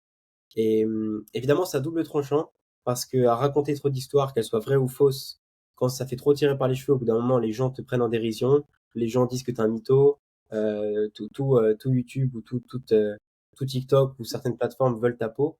Mais ce qui est intéressant, c'est que les gens qui y croient et les gens qui adhèrent au mythe et à la légende d'Oussama Hamar sont vraiment des grands fans, sont vraiment que ce soit des adorateurs ou des clients ou des gens qui vont soutenir toute sa vie quoi qu'il fasse. Et, euh, et puis il y a vraiment le côté, c'est comme ça, en grande partie, je pense que Oussama captive autant, qu'il clive autant et qu'il a construit sa légende. Euh, donc voilà, pour moi, Oussama Hamar, on peut en tirer beaucoup au niveau storytelling. C'est Lui-même, que j'ai une théorie sur lui. ouais, J'ai en fait, j'ai eu un peu cette révélation, je sais pas si on peut appeler ça une révélation, mais cette prise de conscience où justement, tu sais, il était un peu dans son shitstorm où il avait sorti son truc là avec les Yakuza, tout ça. Et en parallèle, je lisais Maps of Meaning de Jordan Peterson, qui est... si vous devez lire un livre de Jordan Peterson, faut lire ça. Les autres, ils sont un peu flingués. En fait, je crois que c'est le livre qu'il a écrit pour sa thèse à Harvard ou un truc comme ça. C'est un énorme pavé de 800 pages. Bon, j'ai pas tout lu, j'ai lu des résumés, j'ai lu des passages, tout ça. Et en fait, ce qu'il explique, c'est que tu construis ta perception de la réalité dans des histoires et dans les histoires que tu te racontes. ouais, Et en fait, dans un podcast, justement de Sans Permission, Oussama Hamar explique euh, quand il allait à je sais plus quel hôtel de Dubaï, tout le monde sur le plateau disait qu'il était flingué, que ça faisait vraiment l'hôtel du vieux papy rebeu. C'est un peu trop... Enfin, tu sais, tu vois la déco d'intérieur un peu rebeu, tu sais, too much, avec les énormes canapés scintillants, strass, tu vois les couverts tout en or. Hein. Enfin, ça fait un peu too much. Et il dit, ah ouais, non mais moi, en fait, l'histoire que je me suis racontée dans ma tête, c'est que j'allais chez mon tonton rebeu méga riche et que ça allait être la méga teuf, tu vois, un truc comme ça. Et c'est là où je me suis dit, en fait, c'est ultra pertinent que ce mec-là ait vécu des histoires comme ça. Ça me paraît très très logique parce que la personne lambda a une capacité beaucoup moins élevée que lui à se raconter des histoires sur des faits qui sont au final normaux, tu vois. Et ouais, je pense que ta capacité à faire des choses est extrêmement corrélée à te raconter des histoires sur, sur un petit tas de phénomènes. Et plus tu te racontes des histoires de ouf sur des petits trucs qui vont un peu dans le bon sens, parce que t'as aussi l'extrême opposé, les gens qui, euh, plutôt un peu l'hystérie, c'est-à-dire que tu te racontes des histoires pas bien sur des petits trucs. Si tu te racontes des histoires où tout te fait un peu marrer, tout est cool, tout est rigolo, tiens vas-y on y va, ça va être une bonne vanne, on va bien rigoler. Et bah en fait, je sais pas, je trouve que tu débloques un peu un truc dans ta life où ouais finalement vu que tout est une énorme vanne, bah, du coup, tu vas vivre des trucs de dingue. Et toi, Mm. par exemple, je suis convaincu que l'histoire des Yakuza, c'est ultra vrai, tu vois. Quand tu vois le profil psychologique du mec, ça me paraît ultra cohérent. Et du coup, c'est un peu un truc mis en abîme du storytelling, mais je pense que c'est très bien d'apprendre à faire du storytelling aussi pour se raconter la bonne histoire par rapport à ce qu'on veut faire dans la vie. Et ouais, être en accord sur son histoire à soi, savoir c'est quoi son histoire et dans quelle série en fait on est, tu vois. Mm. Complètement, parce que les histoires sont partout. Et même, pour corroborer un peu ce que tu dis, moi, plus le temps passe, plus je pense aussi, je suis assez confiant quant à la véracité de la plupart des anecdotes d'Oussama Hamar, notamment parce que il y avait en plus de la vidéo sur les Yakuza, il y avait une vidéo qui avait beaucoup fait le buzz, un short, dans lequel il disait qu'il était avec une ou plusieurs belles femmes sur Paris, il voulait rentrer dans une boîte, mais il avait été refusé, et du coup, il avait appelé le physio, le gérant de la boîte, pour pouvoir rentrer, etc., etc. Et en fait, récemment, je crois que c'est le dernier épisode qui est sorti, bon, pas à l'heure où on sortira ce podcast, mais récemment, aujourd'hui, le dernier épisode qui est sorti sur son permission, c'est un épisode avec Tony Gomez. Tony Gomez, qui est un propriétaire de beaucoup de grosses boîtes parisiennes à Paris et de biens immobiliers. Et en fait, il s'avère que lui et Oussama Hamar se connaissent très bien. Donc, c'est tout à fait probable, tu vois, que Hmm. cette histoire du, cette histoire du gérant de boîte racontée par Oussama Hamar soit vraie. Enfin, il y a plein de petits trucs comme ça. Et bon, je pense que Oussama enjolive beaucoup les faits, mais c'est un peu le principe de raconter des histoires et c'est pas du mensonge pour autant. Et dans une optique d'être mémorable et de créer sa légende, ce qui est aussi une partie de son objectif, moi je pense qu'il y arrive très bien et il fait bien de faire ça. Tu sais que cette histoire du truc là du physio où il rentrait pas en boîte, moi j'ai pas compris pourquoi les gens enfin, je- j'ai pas compris pourquoi, enfin, qu'est-ce qui était pas crédible dans l'histoire, tu vois. Je pense que, Euh, enfin, en fait, j'arrive pas à savoir c'est quoi le truc qui te fait dire c'est pas crédible. C'est quoi, c'est parce qu'il est avec un mannequin, c'est ça, et que bon, il est pas très esthétique. Mais ouais, il y a peut-être le coup du mannequin, il y a peut-être le coup d'avoir le numéro je sais du pas. propriétaire de la boîte, tu vois. Je pense que c'est des trucs qui pour Ous sont normales, mais qui pour le commun des mortels ne le sont pas parce que bah c'est rare de rentrer avec une mannequin dans une boîte et c'est rare de connaître le propriétaire de la boîte. Euh, donc je pense que la plupart des gens sont sceptiques face à ça parce que eux c'est pas dans leur vie, tu vois, c'est pas courant pour eux, je pense. Ouais, je sais pas, ça me paraît un peu. Ouais, ouais, ouais, non, mais Mais je bon, ouais, comprends. ouais, Ouais, que ouais, le cadre, il est tellement différent qu'on se dit que c'est faux. c'est ça. Ouais, je sais pas. Ok. Donc du coup, ok, Oussama Hamar et les deux autres? Ouais, je pense à Micode, du coup, dont je parlais tout à l'heure, et c'est pour ça que j'avais dit qu'on allait en reparler. Micode, parce que lui bon, du coup, on a déjà un petit peu l'histoire, mais lui a révolutionné le monde Hmm. du développement ou du code sur YouTube francophone, parce qu'il est arrivé avec une nouvelle proposition de valeur, un nouveau format dans cette thématique qui n'existait pas, qui était le fait de raconter des histoires, se lancer des petits défis, lancer des petites enquêtes. Là, aujourd'hui, il est plus dans les vidéos qu'il publie aujourd'hui sont plus des sortes de mini-documentaires sur des histoires de hackers ou ce genre de choses. Mais à l'époque, quand il a vraiment pété, c'était plus des petits défis qui se lançaient en fait en développement web ou ce genre de choses ou en programmation. Et il arrivait à emballer ça en fait dans des sortes de petites enquêtes qui duraient parfois 5-10 minutes, parfois 20-30 minutes ou plus, qui étaient super immersifs, super bien foutus, et dans lesquels il arrivait à super bien vulgariser le code, qui était encore une fois, pour le grand public, une thématique extrêmement sombre et incompréhensible. Et pour moi, c'est là quel coup de génie et qu'on peut en retirer quelque chose de Micode, c'est que déjà, bah, n'importe quelle niche, même les plus, euh, même les plus techniques, peuvent très bien fonctionner sur YouTube, à condition qu'on arrive à transmettre ça au grand public.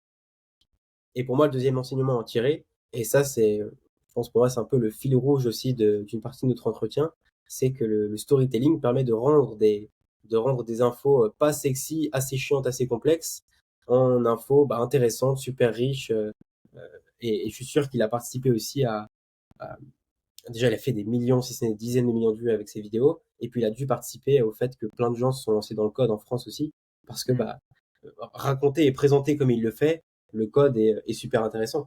Donc, ça fait toute la différence. C'est un peu comme, encore une fois, un bon prof qui va utiliser des histoires pour parler de concepts ultra relous et chiants.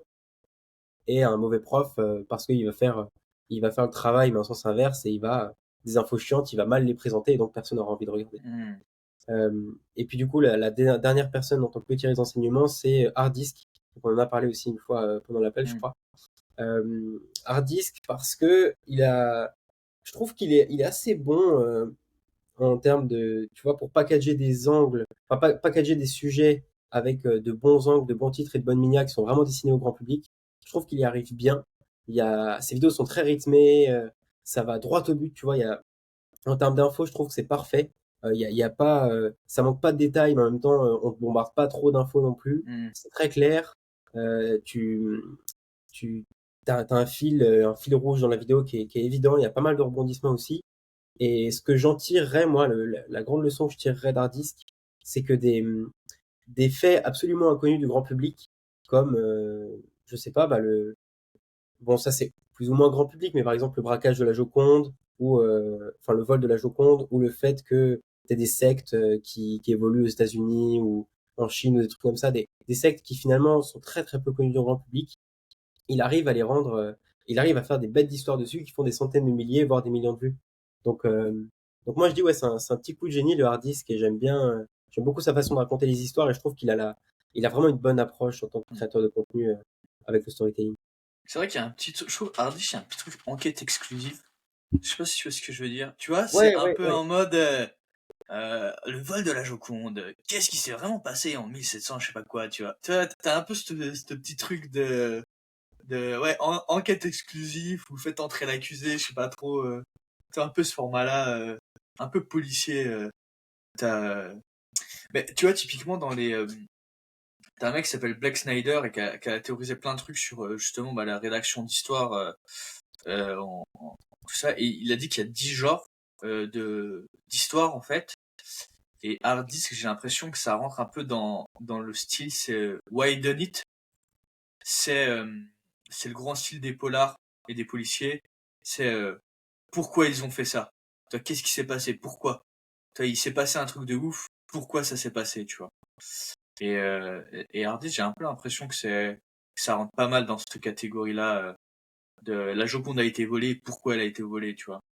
C'est ça. Et ce qui est bien, c'est que de façon très naturelle, en fait, bah, évidemment, c'est le résultat de beaucoup de travail avec son équipe, mais de façon très naturelle, il va vraiment réussir à aller jusqu'au cœur, au cœur du sujet, de chaque sujet, pour donc remonter un petit peu à la cause originelle.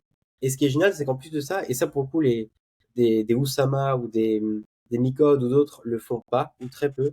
Lui, il fait un truc qui est vraiment smart, je trouve, et ça doit être inspiré un peu de MrBeast ou de gros youtubeurs américains, c'est il va délivrer la promesse pour laquelle tu avais cliqué au départ. Donc, il va répondre à la question qu'il a posée dans le titre et que tu avais envie de connaître.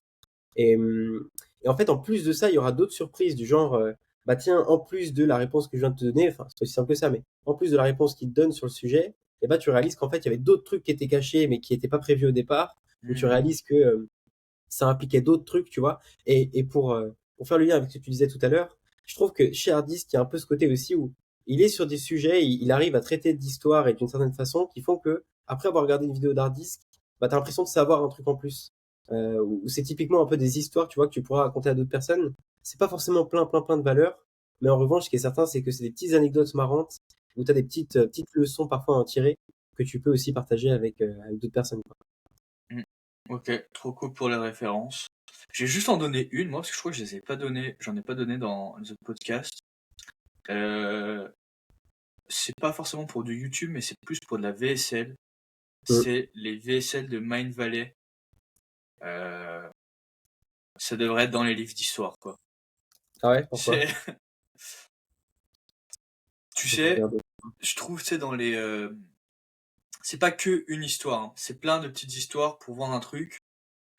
Et en fait, euh, ce qui est extrêmement fort, c'est que tu vois dans les pages de vente ou les VSL, on connaît tous un peu les codes, tu sais, réduction, offre, enfin le stacking de l'offre, raconter l'histoire du héros, machin.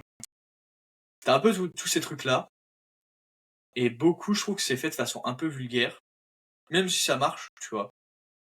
Euh, leur, leur vidéo qui a fait le plus de thunes, elle a fait 40 millions, je crois. Donc, Bon, c'est énorme. énormissime. Et je trouve que la vraie différence entre toutes les autres, c'est que ça respecte tous les codes, mais en même temps, c'est bien, tu vois. C'est pas, euh, c'est pas, tu sais, la VSL qui tabasse, où tu sais qu'on va te vendre un truc. Tu vois, genre, ça se regarde un peu comme du petit lait. À la fin, il y a une petite offre qui arrive, comme ça, tranquille, et tu te dis, ah ouais, ok. Et là-dessus, c'est une masterclass. Et en fait, ce qu'ils font, c'est qu'ils stackent plein de petites histoires pour justifier, en fait, la fin, du coup, d'acheter. Euh, et c'est assez impressionnant aussi au niveau de la crédibilité, parce que Mind Valley, pour ceux qui connaissent pas, c'est un espèce de truc de développement personnel, un peu méditation, chakra, je sais pas quoi là. Bon, pas de jugement, mais bon, vous aurez bien compris que moi, je trouve ça un peu ésotérique. Euh, et, euh, et comment c'est construit, t'as envie d'y croire, quoi. Genre, je te donne un exemple, moi, qui m'a marqué. Il t'explique que t'as plusieurs niveaux de conscience, alpha, bêta, zéta, theta. Et pour justifier un exemple, il te raconte la technique de sieste de Thomas Edison, qui Mhm. consistait à se mettre dans son canapé avec une boule. Et quand il s'endormait, la boule tombait, tapait par terre, le réveillait, il reprenait la boule et recommençait à s'endormir. Et en fait, cet état-là lui permettait d'avoir des meilleures idées, tu vois. Parce que t'es entre le sommeil et je sais pas quoi. Et en vrai, quand tu dis, mais en fait, ça, c'est l'état θ, t'as raconté l'histoire, et en fait, toi, en tant que spectateur ou qu'auditeur, la conclusion, elle est logique, tu vois. Qu'en fait, ah ouais, il est dans un état supérieur. En plus, vu que c'est Thomas Edison qui a inventé l'électricité, bah du coup, ça veut dire que ça doit être un truc vrai qui marche, Mhm. qui est fort, tu vois. Et euh, toute leur VSL, c'est que ça. C'est exceptionnel de storytelling. C'est vraiment un truc de dingue. Tu vois, par exemple, la première histoire, c'est l'histoire d'une meuf qui gagne tout le temps au loto. Mais comment, enfin, pas de technique pour gagner au loto, tu vois. Et il te raconte l'histoire de cette fille qui gagne tout le temps au loto. En plus, Et ça, ouais, ça me fait rire parce que j'ai l'impression que les Américains dans les VSL ou les vidéos YouTube, ils arrivent toujours à trouver des. Surtout la VSL, ils arrivent à trouver des anecdotes de barges. En vrai, ils sont loin, les Américains. ah non, mais celle-là, c'est vraiment, moi, elle m'a vraiment choqué. Genre, je me suis dit, ok, il y a un autre monde, il y a un autre niveau, tu vois. Enfin, il y a vraiment des mecs qui sont monstrueux, quoi. Mhm. Enfin, au niveau, ouais, non, là, franchement, les vaisselles de Main Valley, allez les regarder. En plus, il y a une page où il y a toutes les vaisselles. Regardez-les toutes. C'est, euh, c'est incroyable. Ouais, la vaisselle s'appelle Ultramind. Ultramind V2. Ok, C'est exceptionnel. C'est exceptionnel. moi j'irai checker ça. Et pour terminer, est-ce que tu as des livres à recommander sur le sujet? Complètement. Entre-temps, là, pendant notre entretien, j'ai pensé à un autre livre que j'avais lu il y a quelques mois qui est assez puissant et vraiment, vraiment sous-coté, je pense. Le livre en question, donc en tout, là, j'ai 12 ouvrages de fiction, 2 ouvrages de non-fiction. Donc le premier ouvrage de non-fiction, c'est Made to Stick. Je sais pas si tu connais Charles. Ouais, Ouais, ouais, il est je l'ai pas fini, mais ouais, il est vraiment pas mal. masterclass en vrai. Le concept du livre, en gros, c'est de proposer une sorte de framework avec 6 critères précis. Donc, je crois que tu as tes idées, pour que tes idées soient catchy et qu'elles attirent l'attention, elles doivent être simples, inattendues, crédibles, concrètes, euh, émotionnelles et raconter des histoires. Donc là, c'est en Mhm. lien avec les histoires. En fait, qu'on parle storytelling ou pas, dans tous les cas, si on est dans l'objectif d'engager une audience, de se faire remarquer, de faire partir des vidéos virales, de trouver des bons concepts, c'est un livre qu'il faut impérativement lire. Plein de valeurs, plein de bons exemples, c'est très concret. À la fin du livre, en plus, même, il y a toute une partie avec leur framework très détaillé, etc. Donc, vraiment pépite. Et pour tout ce qui est des histoires, bah, c'est intéressant parce que donc la dernière partie du livre centrée sur comment utiliser les histoires pour faire des idées catchy, elle est aussi pleine de valeur et ça te permet d'apprendre à repérer un petit peu quels sont les mécanismes qui font qu'une idée packagée dans une histoire est beaucoup plus intéressante, beaucoup plus engageante. Et ça te permet aussi de repérer un peu les mécanismes à utiliser derrière ça. Le deuxième livre de non-fiction, alors je l'ai pas fini, mais je suis dessus depuis quelques semaines, c'est L'homme est un conteur d'histoire.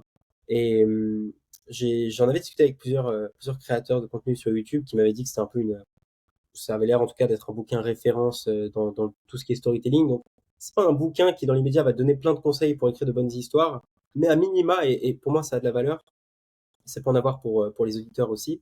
On comprend clairement à quel point les histoires sont centrales dans nos vies Et du coup, en fait, ce livre, c'est presque la réponse à l'objection classique de pourquoi je dois utiliser les histoires, tu vois, sur YouTube. En Hmm. fait, tu te rends compte que ça, c'est tellement présent. Les humains, on fonctionne tellement avec les histoires, on a tellement besoin de ça pour retenir des trucs, pour être engagé, pour soutenir des causes, pour être motivé et avoir envie de regarder certains films, certaines histoires jusqu'au bout. Que voilà, pour moi, c'est un peu le b à bas en vrai en termes de lecture pour comprendre l'importance des histoires. Et il propose aussi des structures, il parle des structures et des trames d'histoire les plus courantes, celles qui fonctionnent le mieux, les éléments qu'on est obligé de mettre dans des histoires, etc. Donc c'est assez important pour ça. Et ensuite, j'ai deux autres bouquins, donc pour le coup de la fiction. Euh, donc on peut, en vrai, on n'aura pas directement des conseils plein de valeur en lisant ces bouquins, mais à minima, ça peut être des bons exemples pour comprendre ce que sont de bonnes histoires. Le premier, c'est La planète des singes, donc on en parlait tout à l'heure. Euh, pour moi, c'est une histoire originale qui attire l'attention aussi parce que bah, le bouquin est sorti dans les années 50 et quand on dit qu'on va te raconter l'histoire d'une planète sur laquelle il n'y a que des singes et les humains sont des êtres qui sont presque réduits à l'état d'esclaves et de proie, bah, en fait, ça retourne totalement les croyances qu'on a parce que c'est plutôt les singes qui sont dans cet état aujourd'hui, là où les humains sont en position de force. Donc il y a tout un univers qui est créé autour de ça. On va suivre principalement un héros pendant toute l'histoire qui va essayer de s'en sortir dans le monde des singes, montrer finalement que c'est pas un humain comme les autres et qui mérite d'être de d'avoir une place spéciale et de pas être considéré comme un putain d'animal. Et il En y fait, a un c'est comment tu crées un peu un univers pour que ton histoire elle soit bien, le contexte. c'est En ça. fait, là, quand t'en parlais là de ça, ça me fait penser. Je crois que j'ai vu une miniature passer dans mon feed. C'est genre l'univers ténébreux des managers OnlyFans. Tu vois un truc Ah comme ouais, ça. ouais, je l'ai vu, Tu ouais. vois, un peu en mode, on sait que c'est dégueu. Mm, Eh bah là, vous allez avoir du biscuit, tu vois. Genre, vous allez avoir du dos sur le sujet, un peu comment on en est arrivé là, dans cet univers un peu horrible où des mecs de 18 ans se mettent à devenir des proxénètes, quoi. c'est ça. Clairement. Et, euh, ok, ouais. Ok, du coup, intéressant ça comme leçon, le fait ouais, de mettre en contexte dans un autre univers. Mais je pense que c'est ça aussi, tu vois, qui fait que les histoires d'Oussama, tu sais, elles marchent. C'est que en gros, il te parle d'un autre univers. Tu vois ce que je veux dire ou pas? Vu que c'est pas le Ouais, tien, tu sais, c'est un autre monde. Tu sais, il te parle d'un autre monde, d'un autre univers dans lequel t'as envie d'aller. Tu vois, genre, après, si t'as envie d'aller dans la matrice, tu vois ce que je veux dire? C'est, complètement. t'as envie d'aller dans cet univers, du coup, de te dire, ok, c'est quoi l'univers intéressant qui intéresserait ma cible ou mon audience, dans lequel je peux le mettre pour que mon histoire soit plus intéressante et qu'il ait plus envie de, de sortir. T'as un mec qui avait théorisé, enfin théorisé, non, son livre est éclaté, mais j'aimais bien l'idée. C'est Ben Settle. Ok, Je je sais sais pas pas. si tu vois qui c'est un copie américain. Lui, c'est celui qui a introduit un email par jour. D'envoyer un email dans, dans la, dans la boîte email de ses prospects par jour. Et il a fait un bouquin qui s'appelle Biz World, où il dit en fait ton entreprise, ton business doit être comme un univers, tu vois. Et du coup, ça me faisait penser à ça, Bah, ce d'ailleurs, que tu disais par rapport à la planète des sages. en parlant d'univers, bah, la planète des singes, je l'ai aussi mis parce qu'il y a un plot twist final qui est génial. Donc, pour le coup, je vais pas spoiler parce qu'il est vraiment très satisfaisant, mais il y a un bon plot twist à la fin. Euh, et puis, du coup, en parlant d'univers, en fait, j'en viens au deuxième livre de fiction dont j'allais parler. C'est 1984. Donc, en vrai, en termes de rédaction pure et dure, c'est pas forcément un chef-d'œuvre. George Orwell, donc l'auteur écrivait bien, mais c'est pas transcendant non plus. Non, en revanche, ce qui est vraiment intéressant dans cet ouvrage, c'est, donc en parlant d'univers, la, le travail qu'il a fait pour créer l'univers de 1984, à tel point que le mec est même allé jusqu'à inventer une langue, la novlangue, pour une langue qu'utilisent du coup les gens dans l'ouvrage en question. Donc, je pense que la plupart des auditeurs connaissent 1984, mais si vous n'avez pas l'histoire, en gros, pour faire très simple, on suit j'ai totalement oublié comment s'appelle le protagoniste. C'est Winston, je crois, ouais. On suit Winston qui est un petit ouvrier dans un monde totalement dystopique avec des technologies, avec un parti déjà omnipotent et puis qui utilise des technologies pour contrôler tous les habitants de leur continent. Et puis du coup avec des retournements de situation où le héros essaye un petit peu de se défaire de la mainmise du parti, mais finalement, bon, bref, il y a des retournements de situation. Et pourquoi est-ce que je parle de ce livre? Bah déjà, pour la richesse de l'univers, le soin que George Orwell a mis à la conception de l'univers dans lequel évolue son héros, pour moi, ça mérite d'être souligné parce que c'est une masterclass absolue. Tout est cohérent, c'est extrêmement immersif aussi, à tel point que quand tu lis le bouquin, t'es presque mal à l'aise tellement c'est bien foutu, tellement les gens ont l'air aliénés, Hmm. tellement la puissance de la novlangue est développée et arrive à, ouais, à totalement aliéner les gens de sorte qu'ils puissent plus se détacher de la mainmise du parti et tout ce que ça implique. Et puis aussi pour le niveau de détail. J'ai beaucoup aimé ce bouquin pour le niveau de détail parce que, encore une fois, George Orwell arrive à donner assez de détails pour qu'on comprenne vraiment bien l'univers dans lequel on évolue, euh, mais pas trop non plus pour pas qu'on se perde parce que c'est un livre qui est quand même une certaine richesse. Politiquement, il y a aussi des trucs qu'il faut qu'ils définissent, donc il y a tout un travail qui est fait pour ça. Et un truc qui m'avait marqué dans le livre, c'est de dire à quel point l'importance des détails bien utilisés peut faire la différence. Euh, pour la faire courte, Winston, donc le héros du livre, il est contre le parti en place, et il y a ce qu'on appelle une police de la pensée dans cet ouvrage. Et en fait, c'est simplement des gens missionnés par le parti en place, qui ont pour but de récupérer, d'emprisonner et de torturer tous les gens qui ne pensent pas la même chose que le parti. Donc, c'est-à-dire qu'un opposant politique dans ce monde-là, le but du parti, c'est de le trouver et de l'aliéner totalement, de sorte qu'il soit à nouveau pour le parti. Et donc Winston est un opposant politique, et pour éviter la police de la pensée, mais quand même pouvoir faire évoluer ses réflexions, ce qu'il fait, c'est qu'il a un petit carnet dans lequel il note tout. Et il note toutes ses pensées, etc. Et le carnet, en fait, il le met à l'abri dans un petit tiroir chez lui, et pour s'assurer que, bah, je sais pas si jamais quelqu'un tombe sur ce bouquin, pour qu'il sache si quelqu'un est tombé dessus, ce qu'il fait, c'est qu'il met un tout petit grain de poussière sur le livre, enfin sur le carnet, lorsqu'il le range dans le tiroir. Comme ça, il sait que si un jour il va retrouver l'ouvrage, enfin le carnet, et que le petit grain de poussière a disparu, c'est que quelqu'un d'autre que lui a lu le carnet. Et à la toute fin du livre, en fait, on entend parler du petit grain de poussière qu'il met au début de l'ouvrage sur le petit carnet. Ensuite, on n'entend plus parler. Et à la toute fin de l'ouvrage, donc je ne vais pas spoiler, mais à la toute fin de l'histoire, on apprend en fait que bah, le parti savait que Winston était en train de fomenter contre eux, qu'il écrivait des trucs dans son carnet, et que le parti avait même pris soin de remettre le petit grain de poussière sur l'ouvrage.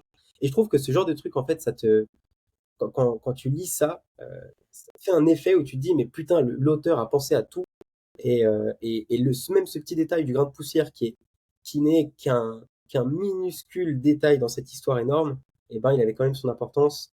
Et, et réussir à faire ça dans des vidéos YouTube, c'est, c'est banger, quoi. C'est vraiment banger.